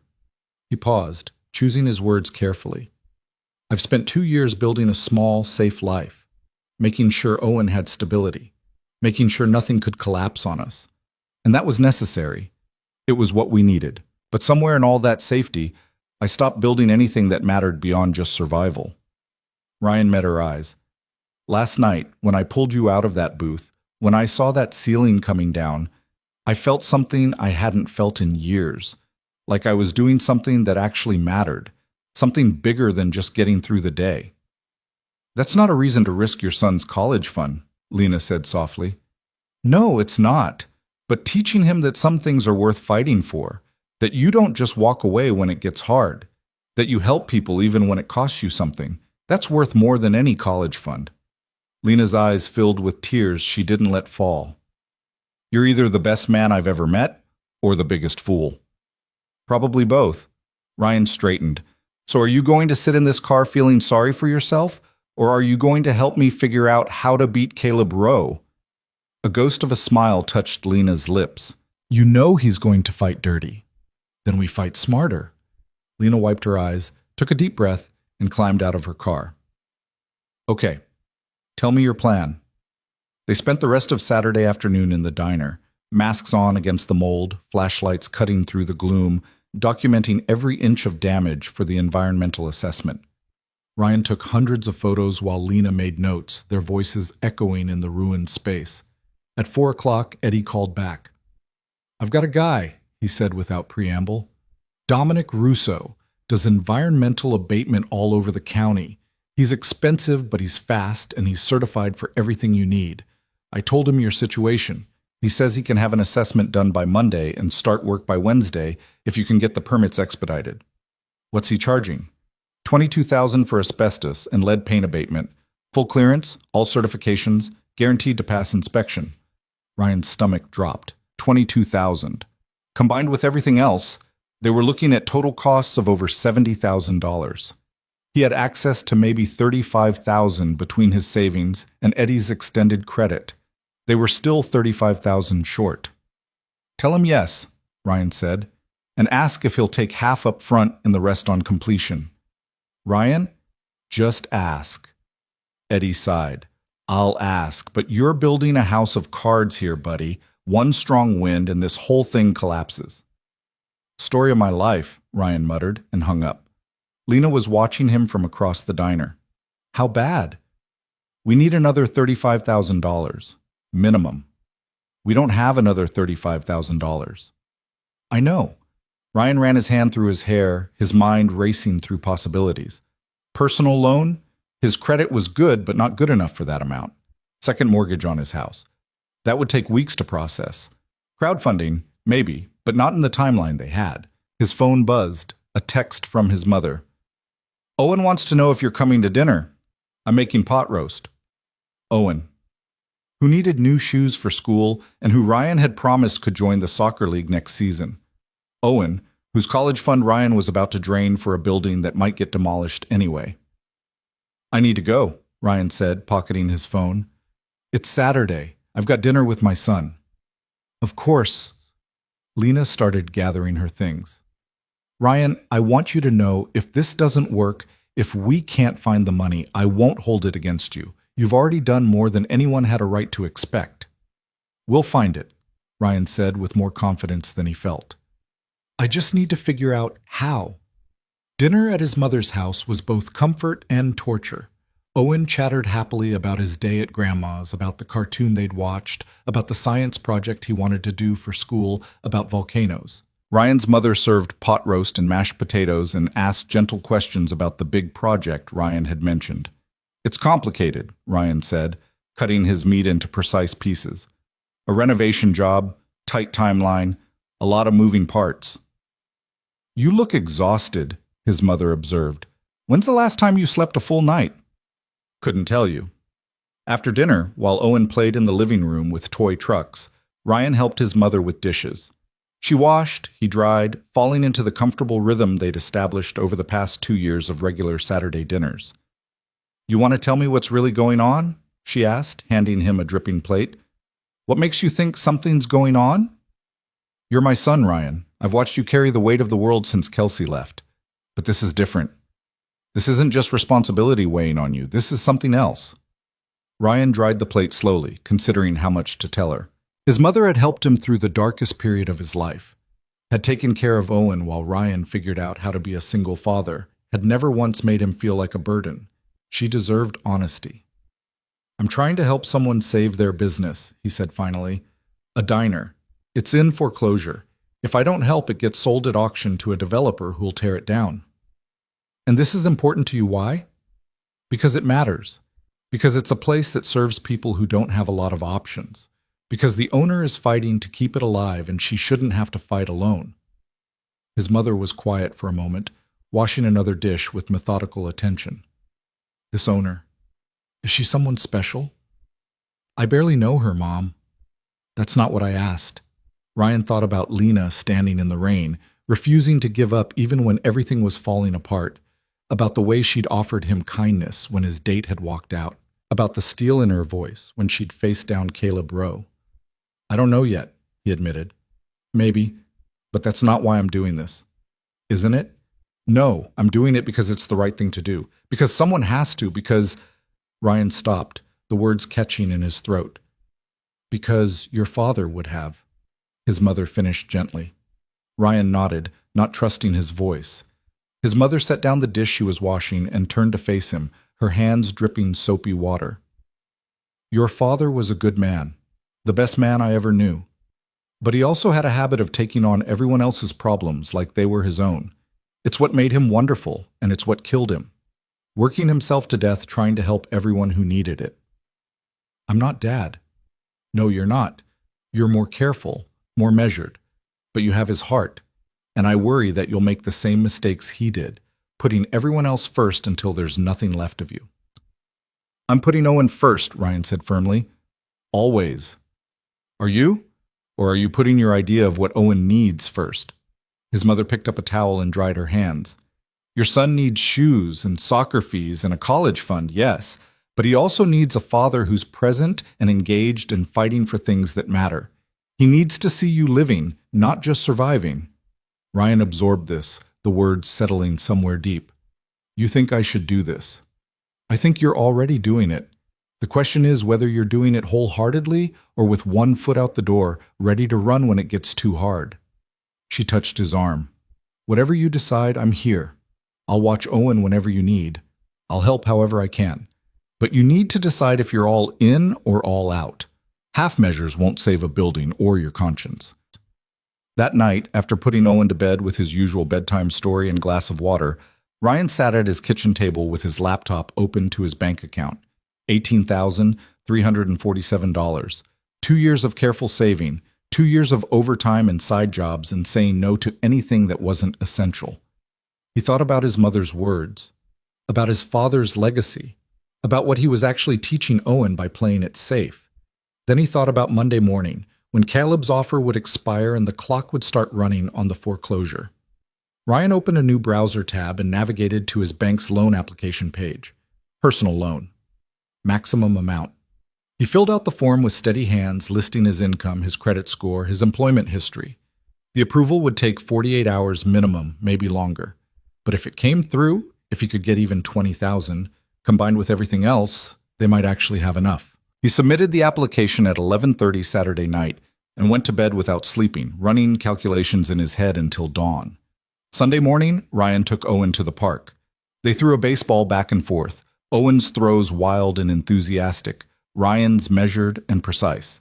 The air was crisp and clean, last night's rain having washed away the humidity, leaving everything sharp-edged and clear. Dad, why do you look sad? Owen asked, catching the ball against his chest. I'm not sad, buddy, just thinking. About what? About work. About a building I'm trying to fix.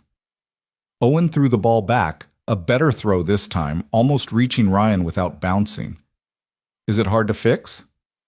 Very hard. But you can fix it, right? You fix everything. Ryan caught the ball, the weight of his son's faith settling over him like a physical thing. To Owen, his father was capable of anything, could fix any problem, solve any puzzle, make anything right. Someday Owen would learn the truth, that his father was just a man who did his best and failed more often than he succeeded. But not yet. Not today. I'm going to try, Ryan said. That's all we can do, right? Try our best? And then we get ice cream, Owen added seriously. That's what you always say. Try your best, and then ice cream. Ryan laughed, despite everything. You're absolutely right. Come on, let's get ice cream. They spent the afternoon together, father and son, doing all the normal Sunday things. Ice cream, grocery shopping, watching a movie on the couch. Ryan tried to be present, tried to focus on Owen's happiness instead of the impossible math waiting for him tomorrow. But his mind kept drifting back to the diner, to Lena, to the fight ahead. At 6 o'clock, his phone rang. Unknown number. Mr. Holt? This is Dominic Russo. Eddie Thornton gave me your information. I understand you need environmental abatement work done with an extremely tight timeline. That's right. Ryan stepped into the kitchen, away from the TV where Owen was absorbed in animated adventures. Can you do it? I can do it. But I need to be clear about costs and timeline. Asbestos and lead paint abatement in a commercial property of that size. We're looking at a minimum 7-day job, possibly 10 depending on what we find. Cost is $22,000, and that's with me cutting every corner I legally can. I'll need half up front before I start work. $11,000 up front. Ryan's savings could cover it, but that would leave him with almost nothing for the actual construction work. Eddie mentioned you might be willing to work with me on payment terms, Ryan said. Dominic was quiet for a beat. Eddie tells me you're trying to stop a foreclosure, that you're up against Caleb Rowe. That's right. I've dealt with Rowe before. He tried to strong-arm me into inflating an inspection report on a property he wanted condemned. When I refused, he blackballed me from half the commercial work in the county. Dominic's voice hardened. So here's the deal. I'll do your abatement work for $20,000 instead of $22,000. I'll take $8,000 up front and the rest on completion. And if Rowe gives you any trouble about my certifications, I'll bury him in documentation until he chokes on it. Relief flooded through Ryan so intensely he had to sit down. Thank you. Thank you. Don't thank me yet. We've still got to actually do the work and pass inspection. I'll be at the property tomorrow morning at 8 for initial assessment. Have your building owner there with all relevant permits and documentation. She'll be there. We'll both be there. Ryan hung up and immediately called Lena. I've got good news and complicated news, he said when she answered. The abatement contractor is willing to work with us on payment. He's cutting his fee and taking partial payment up front. That's the good news. What's the complicated news? We still need about $28,000 to cover everything. Abatement, construction materials, permits, the loan payment. I applied for a personal loan last night. If it comes through, we'll have enough. If it doesn't, Ryan trailed off. If it doesn't, we're done, Lena finished. When will you know? Bank says 48 hours, so Tuesday at the earliest. The cure period deadline is 30 days from yesterday. We don't have time to wait for maybes. I know. Ryan rubbed his eyes, exhaustion settling into his bones. But it's the best shot we've got. Monday morning arrived with the weight of consequence. Ryan dropped Owen at school, watching his son run toward the playground with his backpack bouncing, carefree and secure in the knowledge that his father had everything under control. The guilt was immediate and sharp. What was he doing? Risking everything on a building that wasn't his, on a woman he barely knew, on a fight that rational people would have walked away from days ago. But Ryan drove to the diner anyway, arriving at 7:45 to find Lena already there, along with Dominic Russo, a compact man in his 50s with the weathered face of someone who'd spent decades dealing with hazardous materials and bureaucratic nightmares. You must be Ryan Holt, Dominic said, extending a hand. Eddie speaks highly of you, says you're one of the good ones. Eddie's generous. Eddie's cynical as hell. If he's vouching for you, you must have earned it. Dominic turned to the diner, pulling out a tablet and beginning his assessment. Let's see what we're dealing with. They spent 2 hours going through the building, Dominic taking samples, making notes, occasionally grunting disapproval at what he found. Lena followed silently, her expression carefully neutral, but Ryan saw the way her hands clenched whenever Dominic pointed out another problem. Finally, Dominic stepped back, reviewing his notes. Okay, here's the situation. You've got asbestos in approximately 40% of the ceiling tiles. Lead paint on most interior walls, probably from 3 or 4 different decades of repainting. The good news is it's all containable. The bad news is it's going to take 8 full days of work, and that's with my crew working 10-hour shifts. 8 days we can work with, Ryan said. What about the permits? I can expedite through the county if you've got all your other documentation in order. But you need to understand, the moment I file for abatement permits, this becomes an official environmental hazard. The county will red tag the property even harder. You won't be able to do any other work until we're finished and cleared. Lena's face went pale. 8 days where we can't make any progress on the other violations. That's right, Dominic confirmed. But it's non-negotiable. You can't do construction work in an active abatement zone. It's dangerous and illegal. Ryan did the mental math. 8 days for abatement. That left 22 days to complete all structural repairs, electrical work, plumbing updates, and pass final inspection. It was barely possible with a full crew working around the clock. With weekend warriors and reduced rates, it was a fantasy. We'll make it work, Ryan said, more to convince himself than anyone else. Dominic's expression was skeptical but respectful. I'll file the permits this afternoon. If they come through, and they should, we start Wednesday morning at 6 a.m. I'll need that 8,000 by Tuesday, end of business. You'll have it, Ryan promised, even though his bank account currently held significantly less and his loan application was still pending. After Dominic left, Ryan and Lena stood in the parking lot, the morning sun casting long shadows across the asphalt.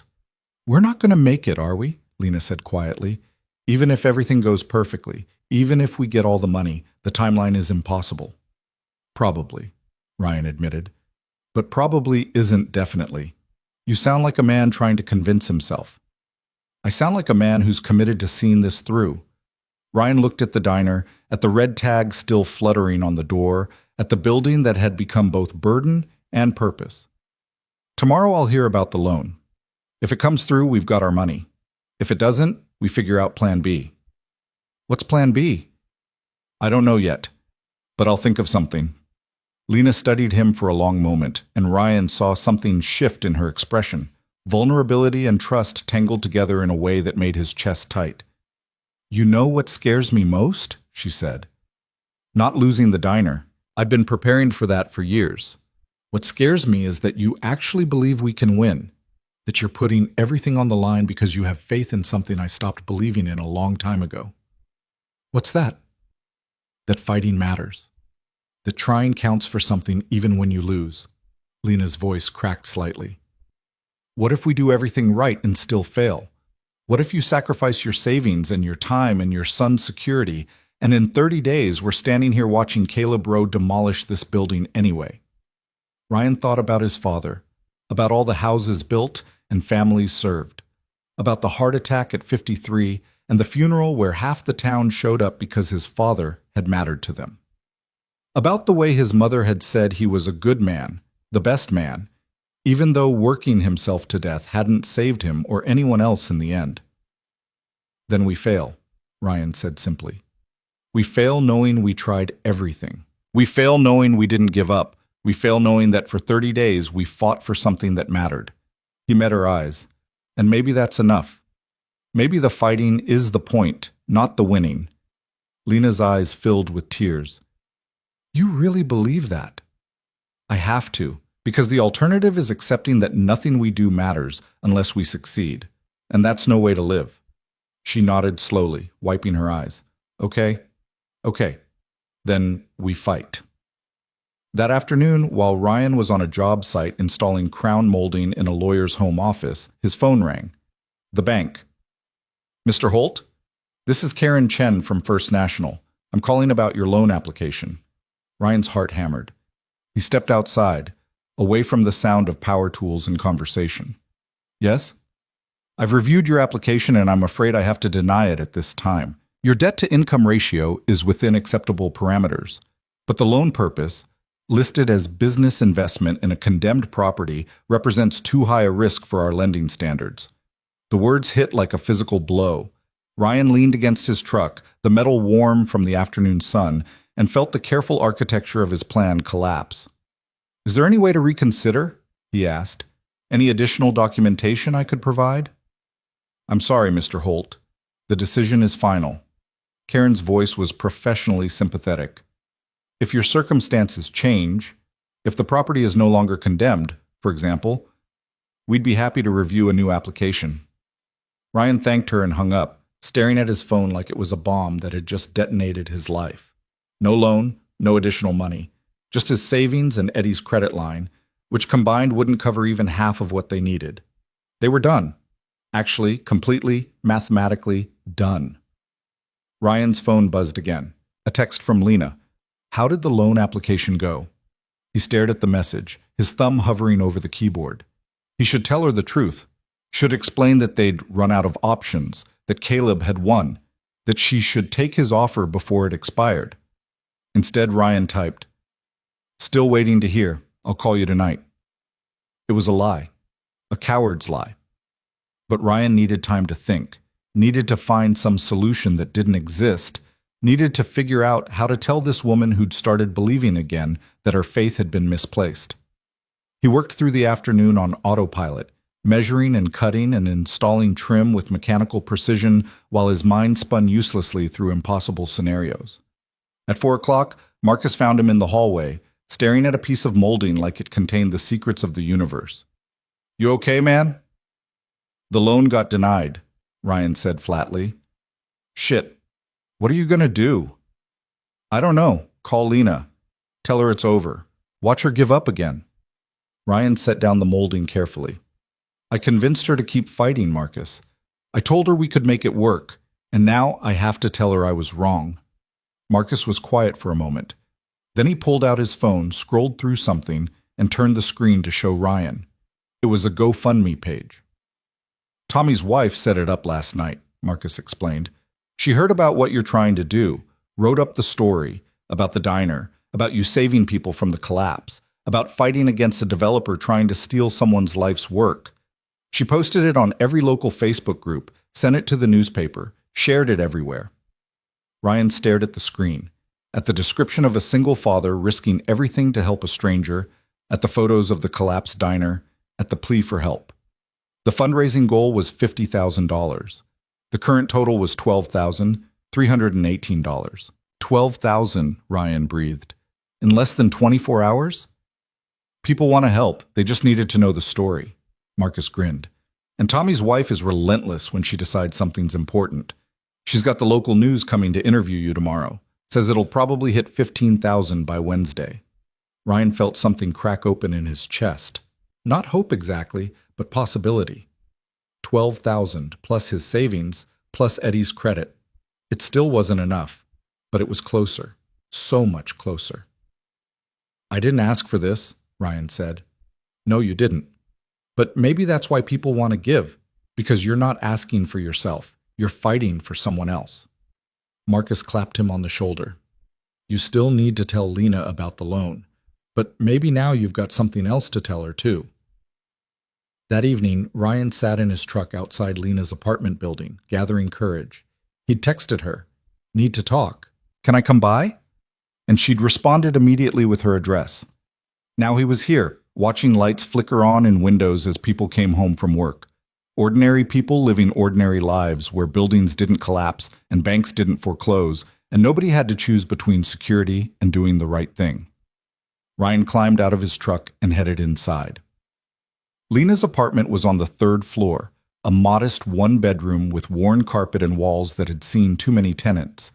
She opened the door wearing sweatpants and an old t-shirt, her hair loose around her shoulders, no makeup, looking younger and more vulnerable than she had in the diner. "Come in," she said. "Fair warning, the place is a disaster. I've been going through every financial document I own trying to find money that doesn't exist." The living room was indeed covered in papers, bank statements, tax returns, loan documents spread across the coffee table like evidence of accumulated failure. Lena cleared a space on the couch, and they sat, the weight of everything unsaid hanging between them. "The loan got denied," Ryan said without preamble. The bank considered the diner too high risk.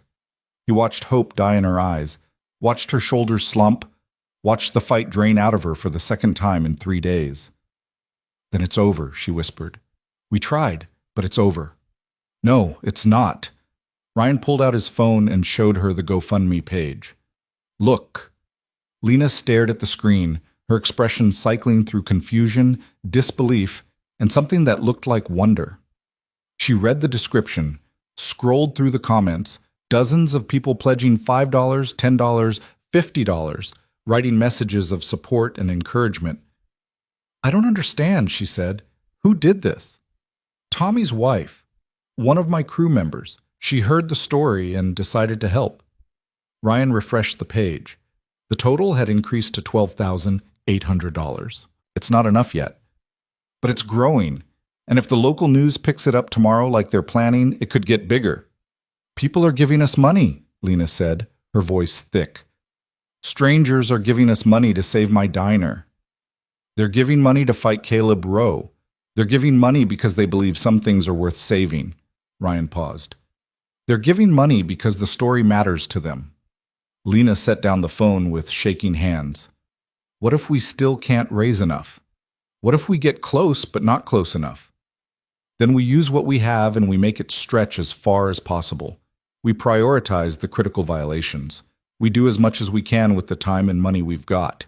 And we walk into that bank with evidence of good faith effort, and we negotiate. Negotiate with what leverage? Ryan thought about the loan documents, about the cure clause, and the requirement for substantial compliance. He thought about his 15 years in construction, about every contract he'd signed and every dispute he'd navigated. With the law, he said, the bank has to follow its own procedures. The foreclosure process isn't automatic. They have to prove we didn't meet the cure requirements.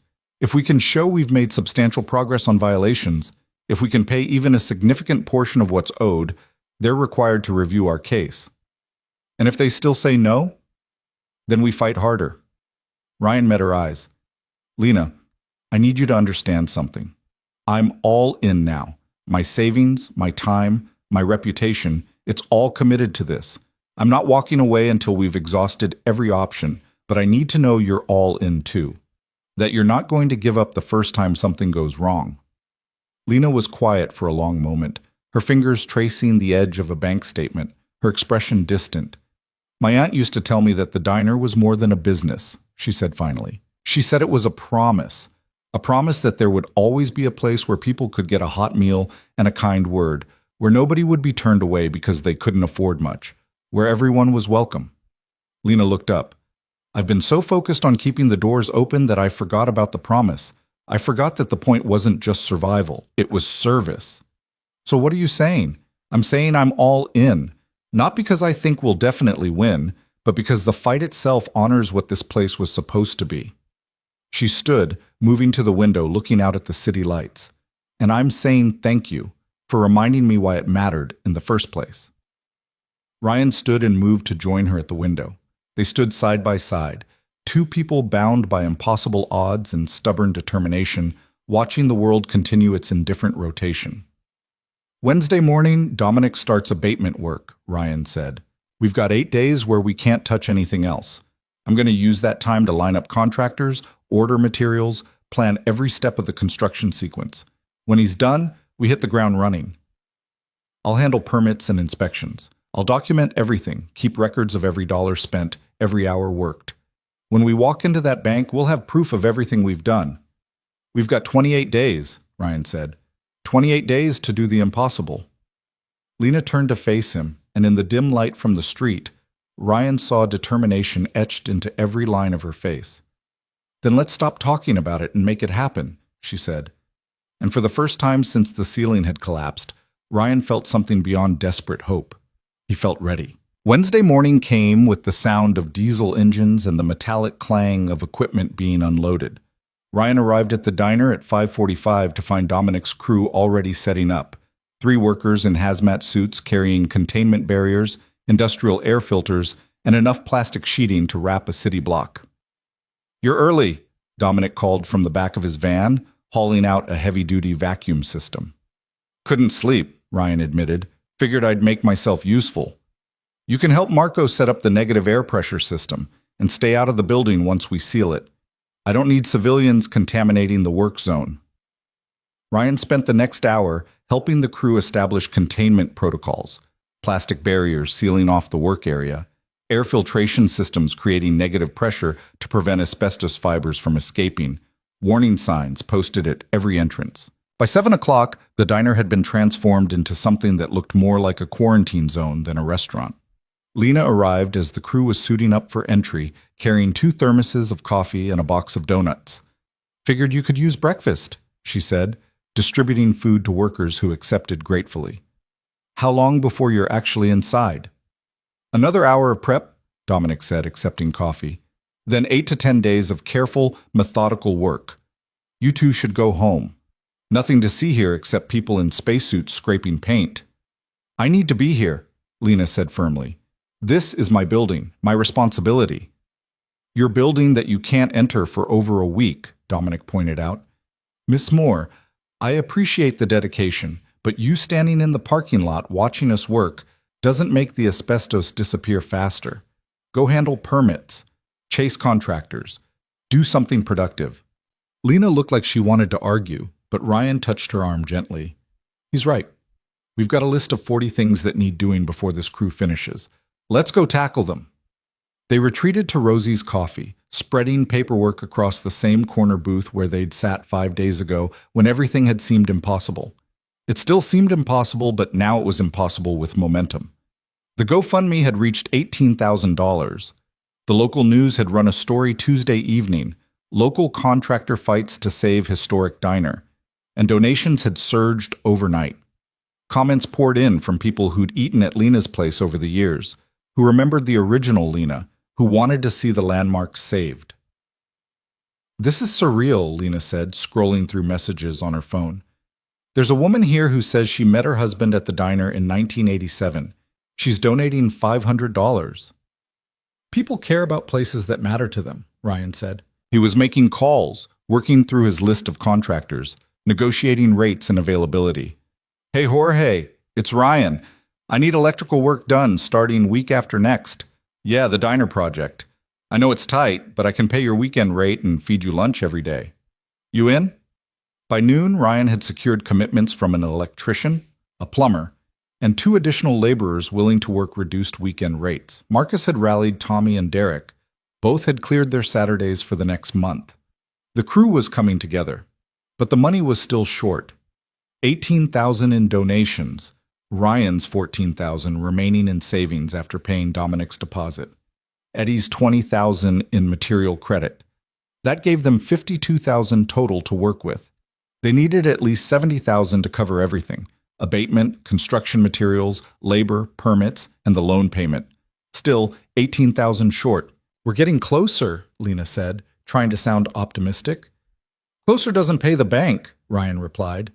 He immediately regretted the harsh tone. "Sorry, I'm just running numbers in my head and they're not adding up the way I need them to." "What if we prioritize? Focus on the critical violations first, the ones that absolutely have to be fixed for the red tag to be lifted. Save the cosmetic stuff for later."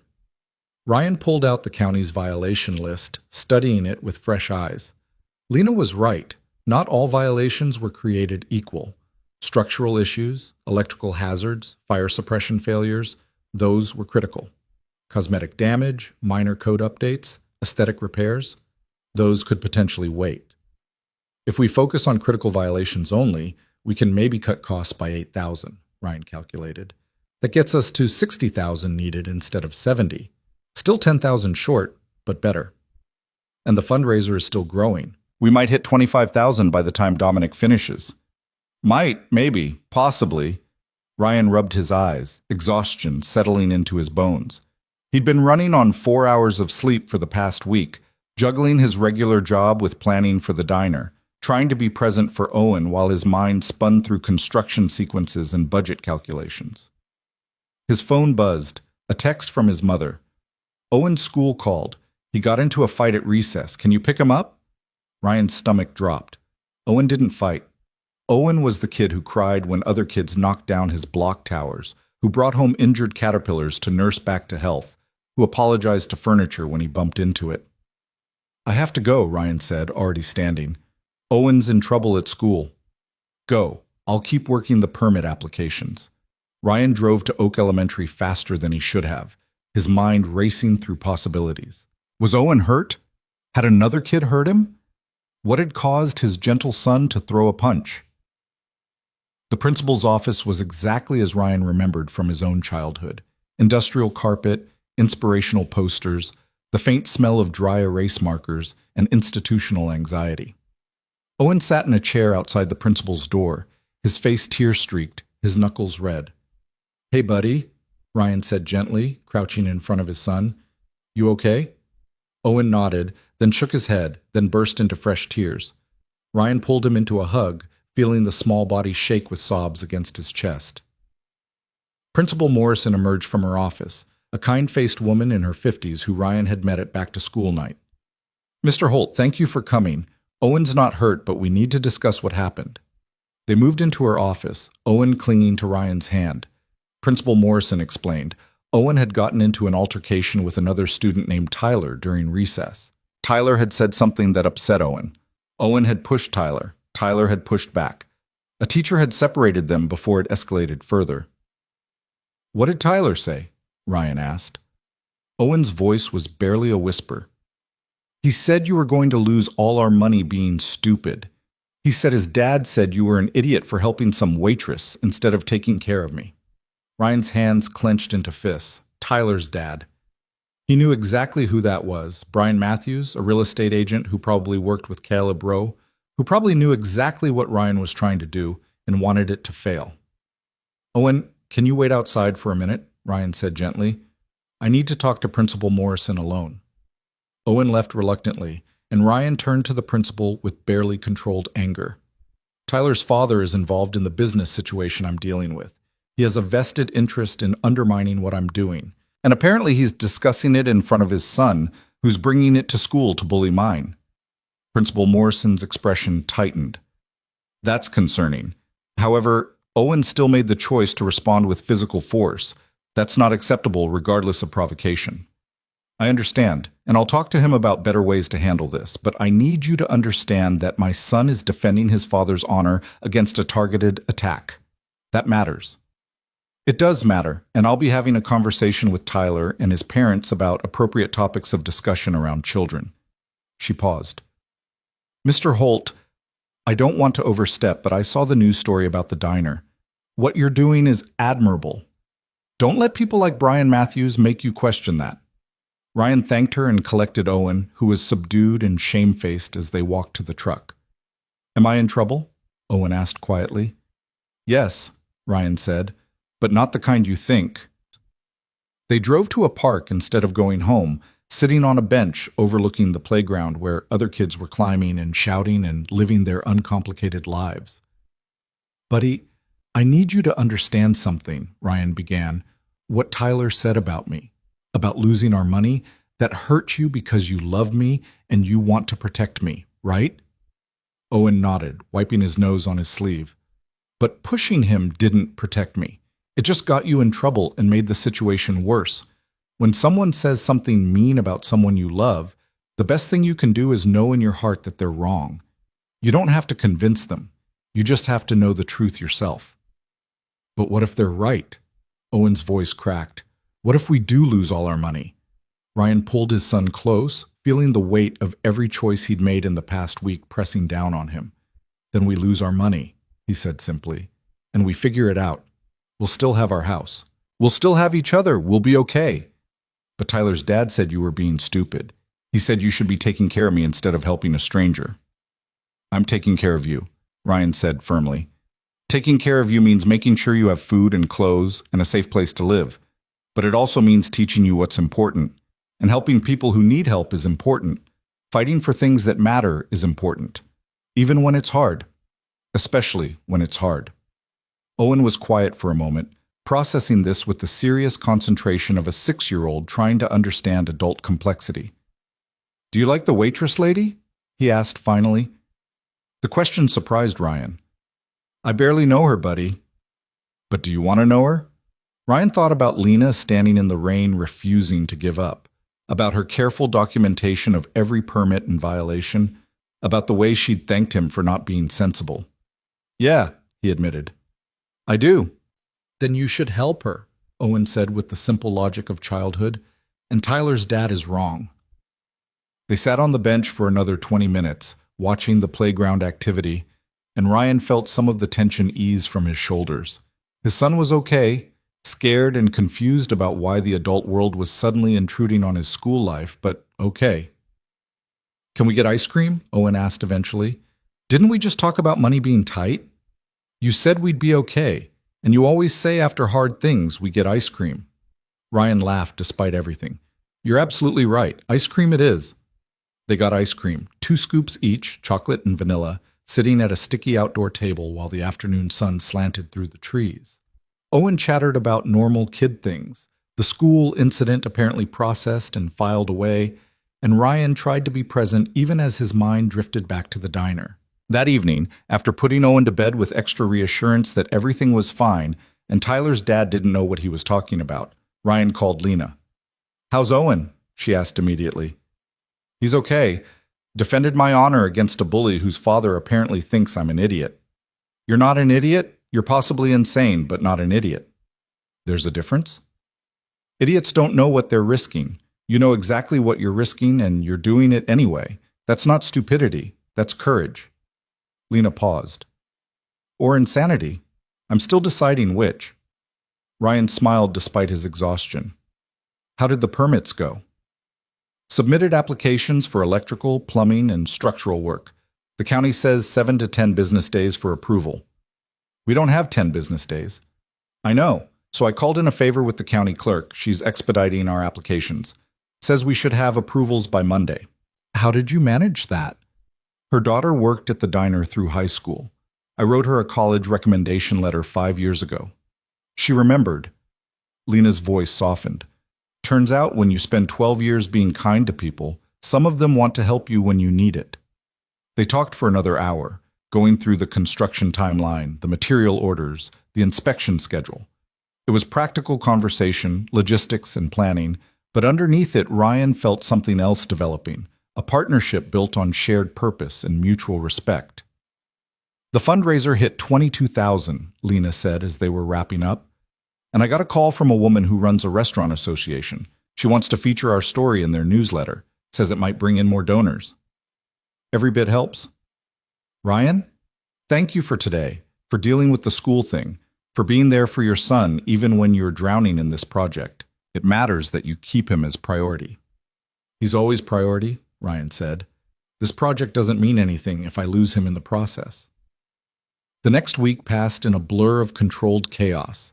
Dominic's crew worked inside the sealed containment zone, invisible behind plastic sheeting and hazmat protocols. Ryan juggled his regular job with evening planning sessions, ordering materials, coordinating contractors. Lena handled permits and inspections, documenting everything with meticulous detail. The fundraiser climbed to $28,000, then $30,000. The Restaurant Association newsletter went out to 1,500 members. Donations ticked upward. Marcus and his crew started showing up at the diner after their regular shifts, prepping the exterior work they could do while abatement was ongoing, replacing rotted fascia boards, repairing the foundation drainage, clearing debris. They worked under portable lights as evening faded to night, fueled by pizza and determination. On day 6 of abatement, Ryan's phone rang at 11 p.m. Dominic. We've got a problem. Ryan's stomach dropped. What kind of problem? The asbestos contamination is worse than I thought. It's not just the ceiling tiles. There's asbestos-containing material in the ductwork insulation. I didn't catch it in the initial assessment because it was hidden behind the collapsed ceiling. How much worse? 2 additional days of work, maybe 3, and another $4,000 in costs. Ryan closed his eyes, doing math he was tired of doing. $4,000 more they didn't have. 2 or 3 more days they couldn't afford to lose. Can you front the cost? Ryan asked. I'll pay you when the fundraiser... Ryan, I'm already working at cost. I can't front another $4,000. Then I'll find it somewhere else. Just keep working. We can't afford delays. Ryan hung up and stared at the ceiling of his bedroom, listening to the house settle around him. Owen was asleep down the hall. His savings account was nearly empty. The fundraiser was growing, but not fast enough. The timeline was already impossible, and now it was 3 days more impossible. He picked up his phone and did something he'd sworn he wouldn't do. He called his mother.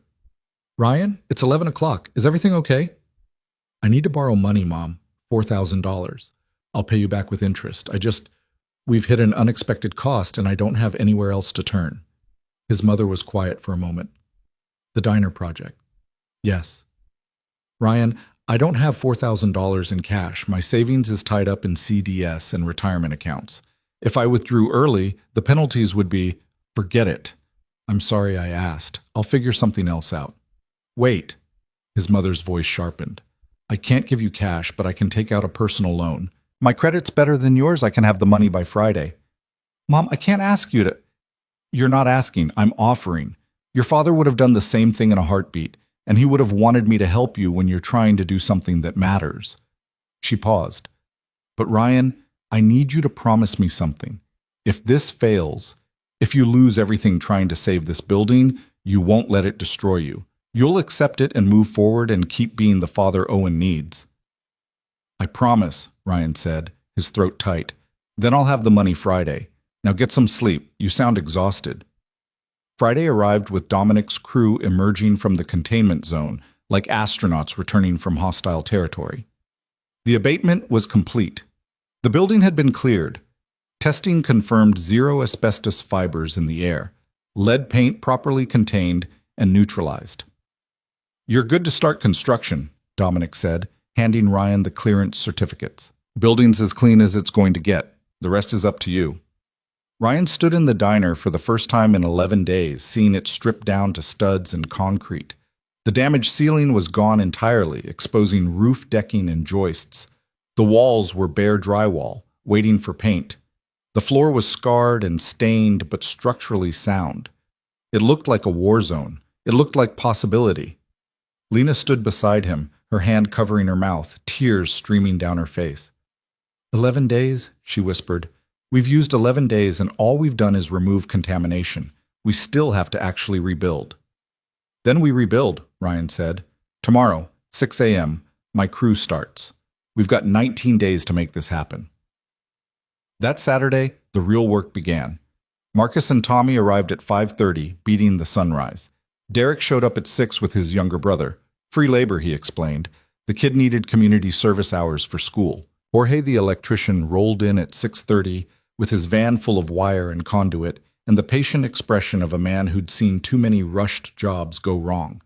Ryan had mapped out every hour of the next 19 days, a construction sequence so tight there was 0 margin for error. Day 1, structural reinforcement and roof repairs. Day 2 and 3, electrical rough-in. Day 4 and 5, plumbing. Day 6 through 10, drywall, insulation, HVAC. Day 11 through 15, finish work, painting, flooring. Day 16 through 18, final touches and punch list. Day 19, inspection and prayer. They worked with military precision, each crew member knowing exactly what needed to happen and when. Ryan moved between tasks, troubleshooting problems, adjusting plans on the fly, pushing everyone, including himself, past the point of exhaustion. Lena worked alongside them, learning to hang drywall and mud joints, paint walls, and install baseboards. She brought food, sandwiches, and coffee, and endless encouragement. She documented everything with photos and detailed notes, building the evidence file they'd need for the bank. The fundraiser hit $35,000. The Restaurant Association sent a check for $2,000. A local lumberyard, hearing the story, donated materials at cost. Small miracles accumulating into something that might be enough. On day 5, the electrical inspection failed. Jorge had run the new wiring to code, but the inspector found an issue with the main panel. It needed upgrading to handle the increased load. Another $2,000, another 2 days of work. Ryan wanted to scream, wanted to punch something, wanted to quit. Instead, he called Eddie and begged for more credit. Eddie, saint that he was, extended another $3,000 on top of everything else, and Jorge worked through the night to upgrade the panel. The second inspection passed. On day 8, the plumber discovered the main water line was corroded beyond repair. It needed replacing from the street connection to the building. City permit required. 3-day wait minimum for inspection. Lena pulled another favor, got the permit expedited to 2 days, and Ryan's crew dug the trench by hand to save contractor costs. They worked in shifts, 16-hour days, excavating frozen ground under portable lights. The water line passed inspection. On day 12, they ran out of drywall compound. The supplier Eddie used was back-ordered 3 days. Ryan drove 2 hours to another supplier, paid premium rates, hauled it back himself. They hung drywall until midnight, mudded joints until 2 a.m., sanded starting at 5 a.m. The crew was running on fumes and stubbornness, sustained by pizza and the knowledge that they were running out of time. On day 15, with 4 days left before the loan deadline, Caleb Rowe made his appearance. Ryan was on a ladder installing ceiling tiles when he heard the voice that had haunted his stress dreams. "Impressive. You've actually made progress. I'm almost disappointed. I was hoping to watch this collapse more spectacularly." Caleb stood in the doorway, immaculate as always, surveying the work with an expression of mild amusement. Ryan climbed down the ladder slowly, every muscle screaming from 2 weeks of physical labor.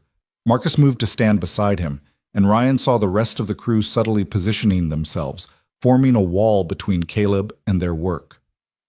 "You need to leave," Ryan said quietly. "This is private property, and you're not welcome." "Actually, it's still bank property until the loan is satisfied. Which it won't be. Caleb stepped further inside, his expensive shoes leaving prints on the dusty floor. You've done good work here. Really. But it's not enough.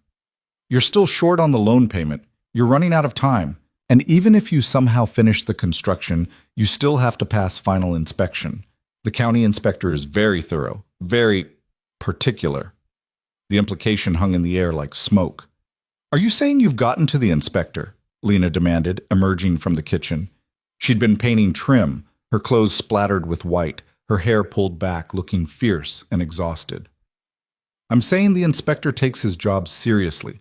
He'll examine every detail, every code requirement, every possible violation. Caleb smiled. It would be tragic if he found something wrong, something that would require another round of repairs you don't have time for. Marcus stepped forward, his hands clenching into fists, but Ryan grabbed his arm. Don't. That's what he wants. Smart man, Caleb said. Violence only complicates things. But let me make this simple for you. I'm prepared to make one final offer. I'll pay off your loan directly, $42,000. You walk away with zero debt. Miss Moore can start over somewhere else. Everyone wins. Except you tear down the diner and build condos nobody can afford, Lena said. I build housing this community needs. You're clinging to nostalgia. Caleb pulled out his phone, tapped something, and held it out to show Lena. That's the offer letter. It expires at 5 p.m. today. After that, you're on your own. Ryan looked at Lena, saw the exhaustion and fear warring with determination in her eyes, saw her calculating whether 4 more days of fighting was worth the inevitable defeat Caleb was promising. We'll pass, Ryan said before Lena could speak. Ryan, Lena started. We'll pass, he repeated louder. We've got 4 days. We've got a crew that's proven we can work miracles.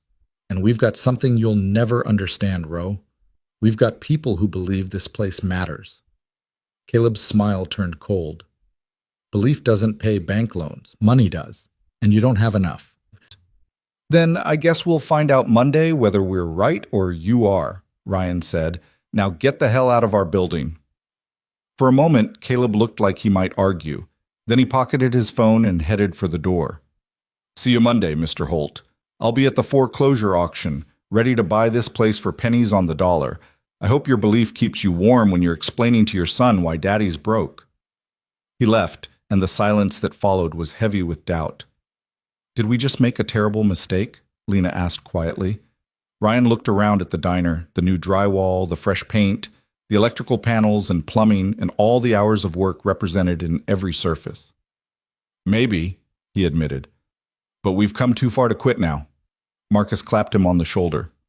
4 days. We can do 4 days. 4 days, Ryan echoed. And the crew went back to work, racing against a clock that refused to slow down and a deadline that might destroy everything they'd built. The final 4 days blurred into a continuous loop of work, sleep, and desperation, measured in hours instead of days. Sunday morning arrived with Marcus showing up at 4 a.m., 2 hours early, carrying thermoses of coffee strong enough to wake the dead. Couldn't sleep anyway, he explained when Ryan opened the diner door, already inside despite the pre-dawn darkness. Figured I might as well be useful. They worked in silence for a while, Marcus cutting baseboards while Ryan installed the last of the ceiling tiles, both men moving with the exhausted precision of people who'd pushed past tired into some realm beyond it. You know this is insane, right? Marcus said eventually. You've mentioned that before. Just making sure you're still aware. Marcus measured a board, marked it, cut. Tommy's wife updated the fundraiser last night, $38,000. That plus whatever you've got left puts you at maybe $52,000 total. You're still $15,000 short of covering everything. Ryan had run these numbers so many times they'd become a kind of mantra of insufficiency. I know. So what's the plan? Show up at the bank tomorrow with a sob story and hope they feel generous? Show up with proof we've fixed every violation. Show up with evidence of good faith effort. Show up with the fundraiser money and whatever leverage the loan documents give us. Ryan climbed down the ladder, his shoulders screaming. And then we see if the law actually means something or if Caleb's already bought the decision. You really think there's a chance? Ryan was quiet for a moment, examining the question honestly. Did he think they'd win? The math said no. The timeline said no. Caleb's confidence said no. But something deeper, something that had kept him working through collapsed ceilings and denied loans and his son getting in fights at school, refused to accept defeat.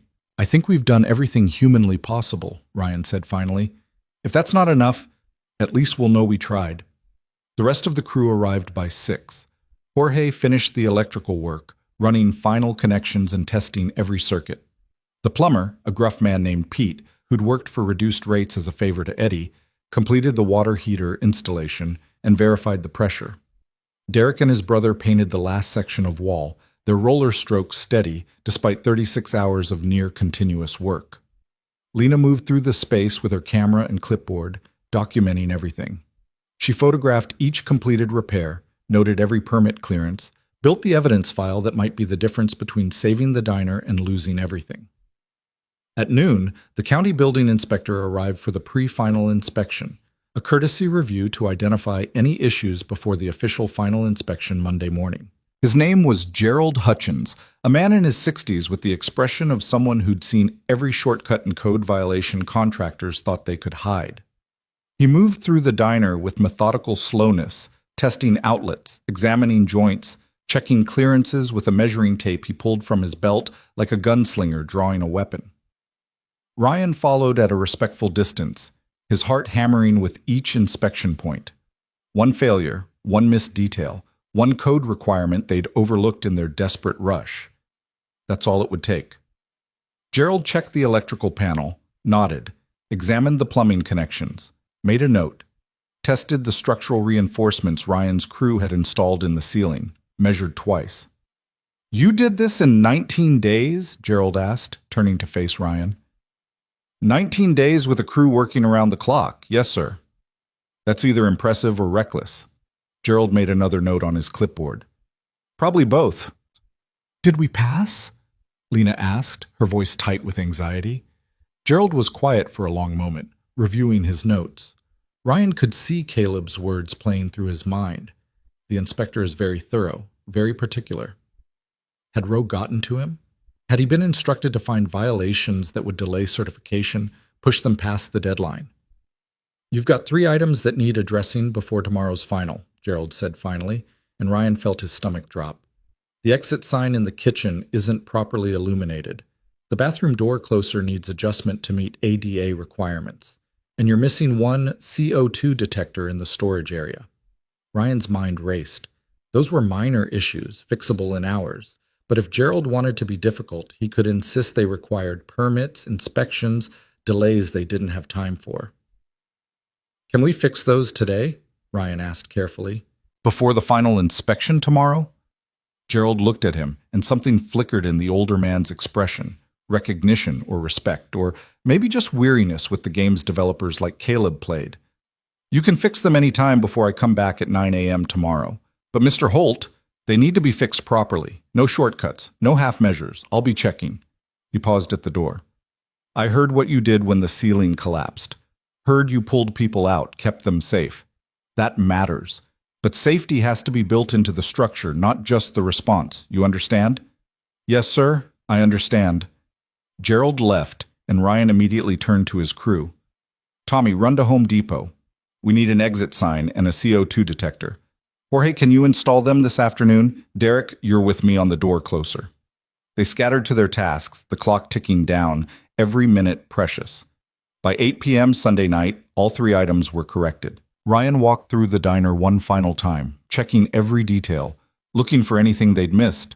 The space was transformed. Clean walls, new ceiling, functioning electrical and plumbing, every code requirement met. It looked like a diner again. More than that, it looked like a place that could hold people safely, serve them well, be what Lena's aunt had intended. "It's beautiful," Lena said softly, standing in the center of the dining room. "I'd forgotten what this place looked like when it wasn't falling apart." Ryan saw her seeing it, not as it had been, but as it could be. Tables filled with customers, coffee brewing, the sound of conversation and laughter, and ordinary life happening in a space that had almost been demolished. "Tomorrow morning, 9 a.m., Gerald comes back for final inspection," Ryan said. "If we pass, we get the certificate of occupancy. The red tag comes off. We can legally operate again. And then we go to the bank at 11 with whatever money we have and pray they'll negotiate. That's the plan. Lena turned to face him, and Ryan saw tears streaming down her face. Not sadness, but something more complex. Relief and gratitude and exhaustion and fear all tangled together. Win or lose tomorrow, I need you to know something, she said. You changed my life, Ryan Holt. 3 weeks ago, I was ready to give up, ready to accept that some things can't be saved. You showed me I was wrong. You showed me that fighting matters even when the odds are impossible. Her voice broke. Thank you for everything. Ryan wanted to say something profound, something worthy of the moment, but exhaustion had stripped away his capacity for eloquence. So he just stepped forward and pulled her into a hug, feeling her shake against him, her tears soaking into his shirt. We're not done yet, he said quietly. Tomorrow we finish this. Marcus cleared his throat from the doorway. Hate to interrupt, but some of us have been here since 4 a.m. and would like to go home and sleep before tomorrow's finale. We good? Ryan released Lena, both of them wiping their eyes, trying to compose themselves. Yeah, we're good. Everybody go home, get some rest. Be back here at 8:30 tomorrow to make sure everything's perfect for Gerald. The crew filed out, exhausted but satisfied, leaving Ryan and Lena alone in the diner. You should go home too, Lena said. Owen needs his dad. Owen needs his dad to finish what he started. Ryan looked around one more time. But you're right. I should go. Big day tomorrow. He drove home through quiet streets, the city asleep or pretending to be, and found his mother's car in his driveway.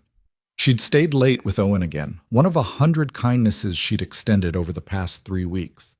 Inside, Owen was asleep on the couch, his stuffed elephant clutched to his chest. Ryan's mother was reading in the armchair, waiting. How'd it go? She asked quietly.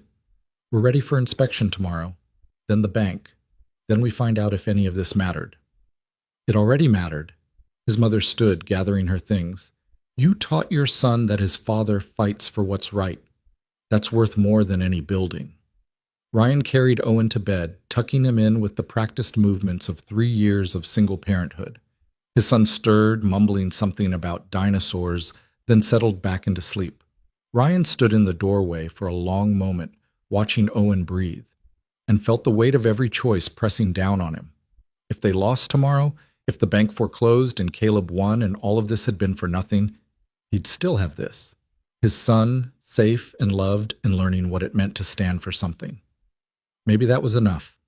Monday morning came too fast and too slow simultaneously. Ryan arrived at the diner at 8:15 to find Lena already there, wearing a clean shirt and actual makeup for the first time in weeks, her nervousness evident in the way she kept adjusting the chairs, straightening tables that were already straight. It's going to be fine, Ryan said, though he wasn't sure he believed it. You don't know that. No, I don't. But worrying won't change the outcome. The crew trickled in. Marcus and Tommy, Jorge and Pete, Derek and his brother. They did a final walkthrough, checking every repair one last time, making sure nothing had come loose overnight, that every light worked and every faucet ran and every door closed properly. At 8:57, Gerald Hutchins' truck pulled into the parking lot. Ryan's hands were shaking. He shoved them in his pockets, trying to project confidence he didn't feel, and met Gerald at the door. Morning, Mr. Holt. Ready for final inspection? Yes, sir. Gerald spent 90 minutes examining everything.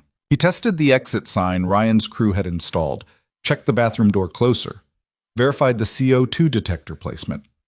Then he went through the entire violation list from 3 weeks ago, confirming each item had been properly addressed. The electrical panel, the plumbing connections, the structural reinforcements, the fire suppression system, the HVAC installation, every single code requirement examined and tested and measured. Ryan stood near the kitchen, watching, barely breathing. Lena gripped his hand so tightly, his fingers went numb. The crew waited outside, trying to give Gerald space to work. Finally, at 10:37, Gerald set down his clipboard and turned to face them. You've got a few minor items on the punch list, cosmetic stuff, nothing that affects occupancy. But all critical violations have been cleared. All safety systems are functional and properly installed. All code requirements have been met. He pulled a document from his folder. This is your certificate of occupancy. Congratulations, Ms. Moore. Your building is officially safe to operate. Lena's legs buckled. Ryan caught her, holding her up as she sobbed with relief. The crew outside started cheering when they saw Gerald handing over the certificate. That's good work, people, Gerald said, especially on that timeline. Don't let anyone tell you otherwise. He looked at Ryan. And Mr. Holt, whatever pressure you got from certain developers to fail this inspection, you should know I don't appreciate people trying to tell me how to do my job. I call it straight. Always have. Ryan shook Gerald's hand, unable to speak past the emotion clogging his throat. Gerald left, and the crew flooded back inside, celebrating, hugging, high-fiving. Marcus grabbed Ryan in a bear hug that lifted him off his feet. We did it. We actually did it. We passed inspection, Ryan corrected. We still have to deal with the bank. The celebration dimmed slightly. Right, the bank. The loan payment they still couldn't fully make. What time's your appointment? Marcus asked. 11 o'clock. Ryan checked his watch. 23 minutes from now. Lena had composed herself, the certificate of occupancy clutched in her hands like a holy relic. How much money do we actually have? Ryan had run the final numbers last night. 38,000 from the fundraiser, 6,000 left in my savings. The donated materials and discounted labor reduced our costs, but we still spent about 45,000 total on the construction. We've got 44,000 to walk in with. The loan payment is 42,000, Lena said. We can make the payment. We can actually make the payment. Barely, and that's before back taxes and liens. We're still short about 12,000 for everything. But we can cure the loan default. We can stop the foreclosure. Ryan wanted to share her optimism, but he'd read the loan documents too many times. Maybe. If the bank accepts the payment without requiring all associated fees and penalties to be paid simultaneously, if Caleb hasn't already convinced them to refuse partial compliance. Marcus squeezed Ryan's shoulder. Go fight. We'll be here when you get back. Win or lose, we'll be here. Ryan and Lena drove to First National Bank in silence, both lost in their own thoughts. The building was downtown, an imposing structure of glass and steel that represented everything their small diner wasn't: corporate, impersonal, focused on numbers instead of people. They parked and sat for a moment, staring at the entrance. I'm scared, Lena admitted. Me too. What if we get in there and they just say no? What if all of this, the work, the money, the fighting, what if none of it matters because Caleb's already won? Ryan thought about his conversation with Owen, about ice cream after hard things, about teaching his son that trying mattered even in failure. Then we walk out knowing we did everything we could, and we find another way to fight, but we don't give up. Not yet. They climbed out of the car and walked into the bank together. The loan officer was a woman named Patricia Morrison, mid-40s, professionally pleasant, with the careful neutrality of someone trained not to show empathy that might complicate business decisions. She led them to a conference room where papers were already spread across the table. The loan documents, the foreclosure notice, the violation lists. And Caleb rose, sitting in a chair like he owned the place, his smile sharp as broken glass. What is he doing here? Lena demanded. Mr. Rowe has expressed interest in acquiring this property through foreclosure auction, Patricia explained smoothly. As a potential bidder, he has the right to attend foreclosure proceedings. This isn't a foreclosure proceeding, Ryan said. This is a cure negotiation. That remains to be seen. Patricia sat, gesturing for Ryan and Lena to do the same. Let's review your situation, Ms. Moore. You are currently in default on a commercial property loan in the amount of $42,000. The cure period for this default expires today at 5 p.m. Additionally, you have outstanding back taxes of $8,000 and 3 liens totaling $6,000. The property has been red tagged for code violations which have been cleared, Ryan interrupted, sliding the certificate of occupancy across the table. As of this morning, all code violations have been remedied and the building has been certified safe for occupancy. Patricia examined the document, her expression flickering surprise. That's impressive. However, the financial obligations remain. Can you demonstrate ability to cure the loan default? Lena pulled out her phone, bringing up the GoFundMe page, and the bank statements showing the transferred funds. We have $44,000, enough to pay the full loan balance and still have funds remaining toward the taxes and liens. The loan agreement requires all associated obligations to be paid simultaneously for default cure to be recognized, Patricia said, and Ryan heard Caleb's influence in the words. Paying only the loan balance while leaving taxes and liens outstanding doesn't constitute full compliance. Show me where it says that, Ryan challenged. Show me in the actual loan documents where it requires simultaneous payment of non-loan obligations. Patricia pulled out the loan agreement, flipping through pages, and Ryan saw her hesitate. She couldn't find it because it wasn't there. Caleb had convinced her to interpret the requirements more strictly than the contract actually demanded. The bank's position, Patricia started. The bank's position has to follow the actual contract language, Ryan said firmly. I've read this document cover to cover. Section 12, paragraph 3, states that default cure requires payment of all outstanding loan amounts and evidence of good faith effort to address associated obligations. We have the loan payment. We have a payment plan for the taxes. Lena's already set up an arrangement with the county. The liens are negotiable and don't prevent the building from operating. Caleb leaned forward. Mrs. Morrison, the bank's risk exposure here is significant. The property was literally falling apart 3 weeks ago.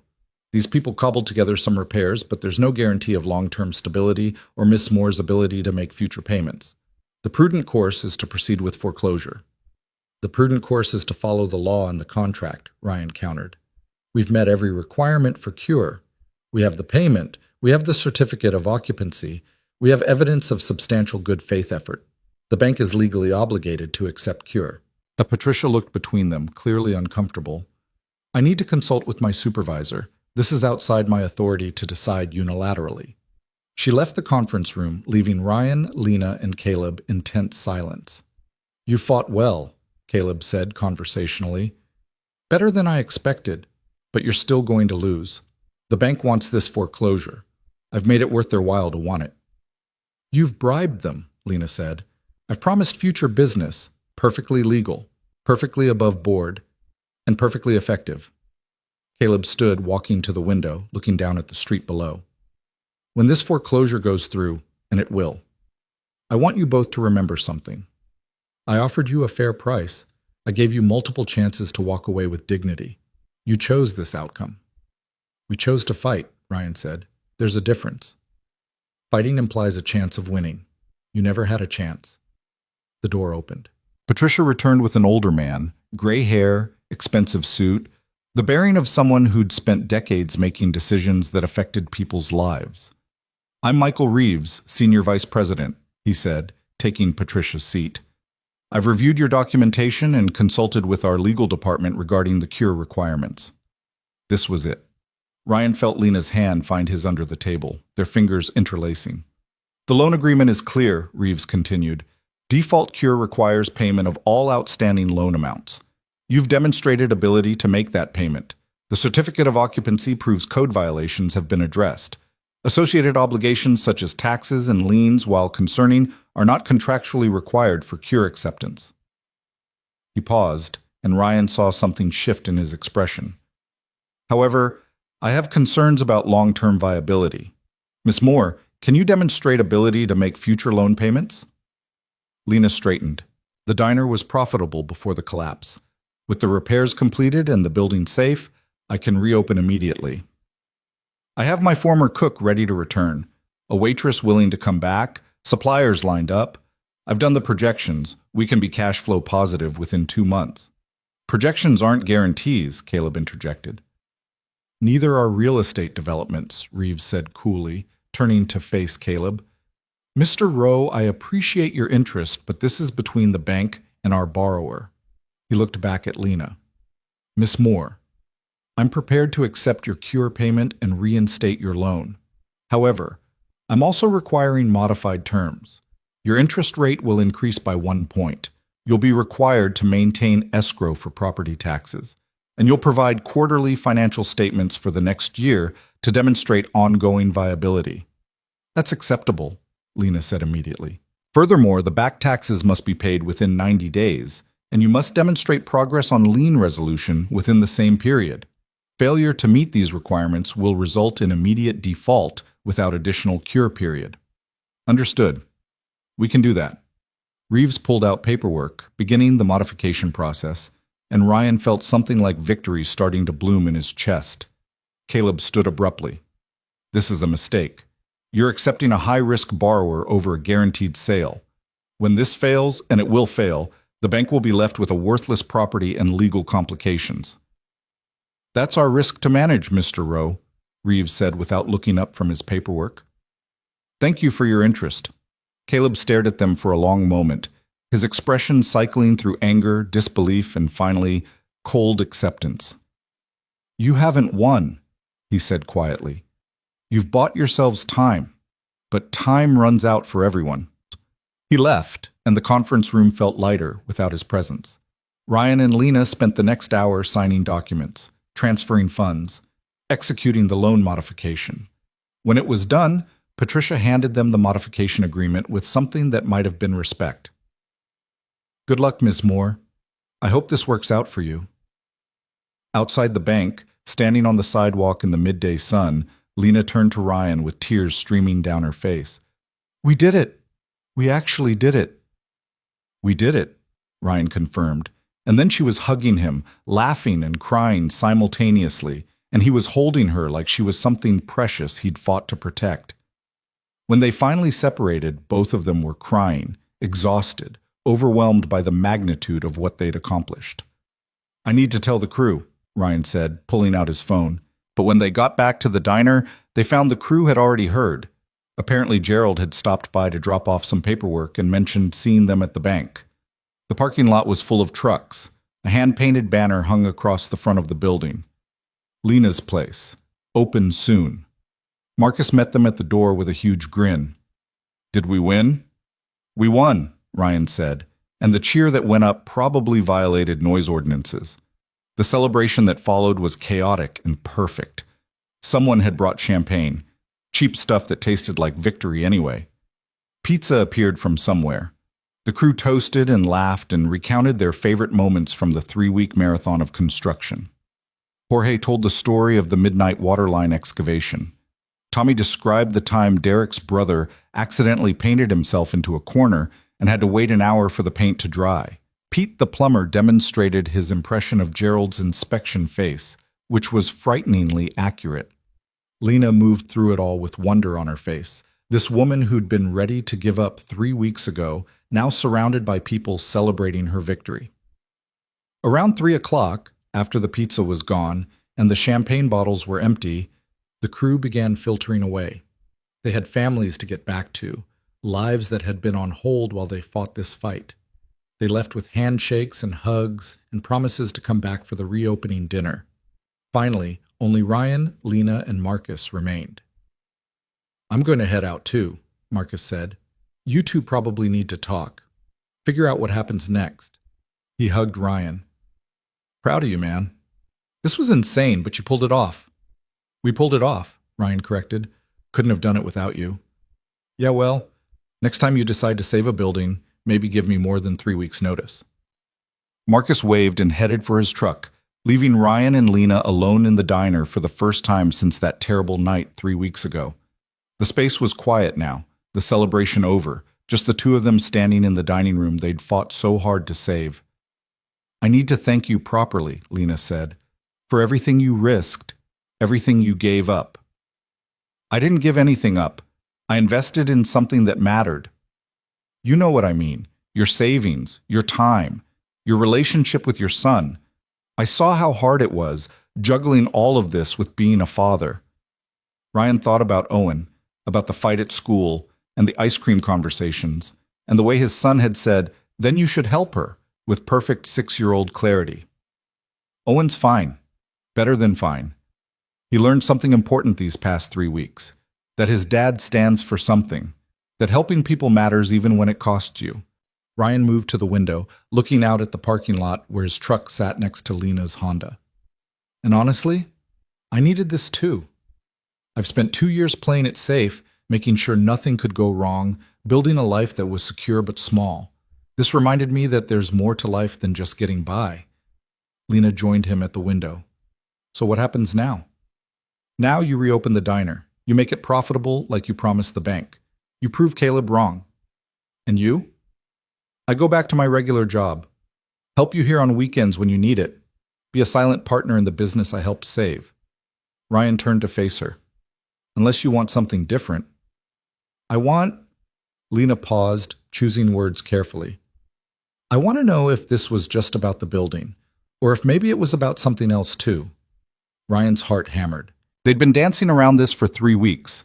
The connection that had formed through shared purpose and exhaustion and the gradual realization that they worked well together. 3 weeks ago, you offered to sit with me all night, Ryan said quietly. You said if I wanted someone to sit with me, someone who knew what it was like when the night feels longer than it should, you'd make us both some decent coffee. I remember. I'd like to take you up on that offer, not because the ceiling's falling, just because I want to know you better. Because somewhere in all this chaos, I started caring about more than just saving your building. Lena smiled, and it transformed her face from exhausted to radiant. The roof's fixed now. Yeah, it is. So I guess that means we can finally have that coffee. They moved to the kitchen, the new functioning kitchen with its gleaming equipment and code-compliant electrical, and Lena made coffee the way she'd promised 3 weeks ago. Not the burnt stuff from the old machine. The real thing, rich and dark and perfect. They sat at the counter, drinking coffee, and talking about everything except the diner. About Lena's childhood, about Ryan's life as a single father, about dreams they'd set aside and hopes they'd stopped believing in. The conversation flowed easily, the way it does when two people discover they actually like each other beyond the crisis that brought them together. I should go, Ryan said eventually, though he didn't want to. I need to pick up Owen from my mom's. Spend some time with him after being absent so much lately. Bring him by tomorrow, Lena suggested. I'm planning to start cleaning, getting ready for reopening. He could help, and I'd like to meet the kid who defended your honor at school. He'd like that. Ryan stood, reluctant to leave, but knowing he needed to. Lena, thank you for letting me be part of this, for trusting me. Thank you for showing up, she said simply, for not being sensible. Ryan drove home through afternoon traffic, his body exhausted but his spirit lighter than it had been in years. He'd risked everything and won. He'd built something that mattered, and he'd found something he hadn't been looking for, the possibility of connection with someone who understood what it meant to fight for what you believed in. Owen was waiting at his grandmother's house, full of questions about how the diner project had gone. Ryan told him they'd won, they'd saved the building. Everything was okay. So Tyler's dad was wrong, Owen said with satisfaction. You weren't being stupid. Well, I was being a little stupid, Ryan admitted. But sometimes stupid and brave look a lot alike. That night, Ryan put Owen to bed with their usual routine. Story, water, stuffed elephant positioned just right. But before turning off the light, Owen asked one more question. Dad, are you happy? The question surprised Ryan. Yeah, buddy, I am. Why do you ask? Because you look different than before. Less worried. Owen yawned, already half asleep. I like it when you're happy. Ryan kissed his son's forehead, feeling emotion tight in his throat. I like it too. The diner reopened 2 weeks later on a Saturday morning in late April. Lena had worked around the clock to prepare, hiring back her old cook, training a new waitress, stocking the kitchen, setting up the systems that would make the business actually profitable this time. The grand reopening was planned for 9 a.m., but people started lining up at 7:30. The story of the diner's salvation had spread through the community, picked up by local news and social media, and everyone wanted to be part of the celebration. Ryan arrived early with Owen, who'd insisted on wearing his fancy shirt for the occasion.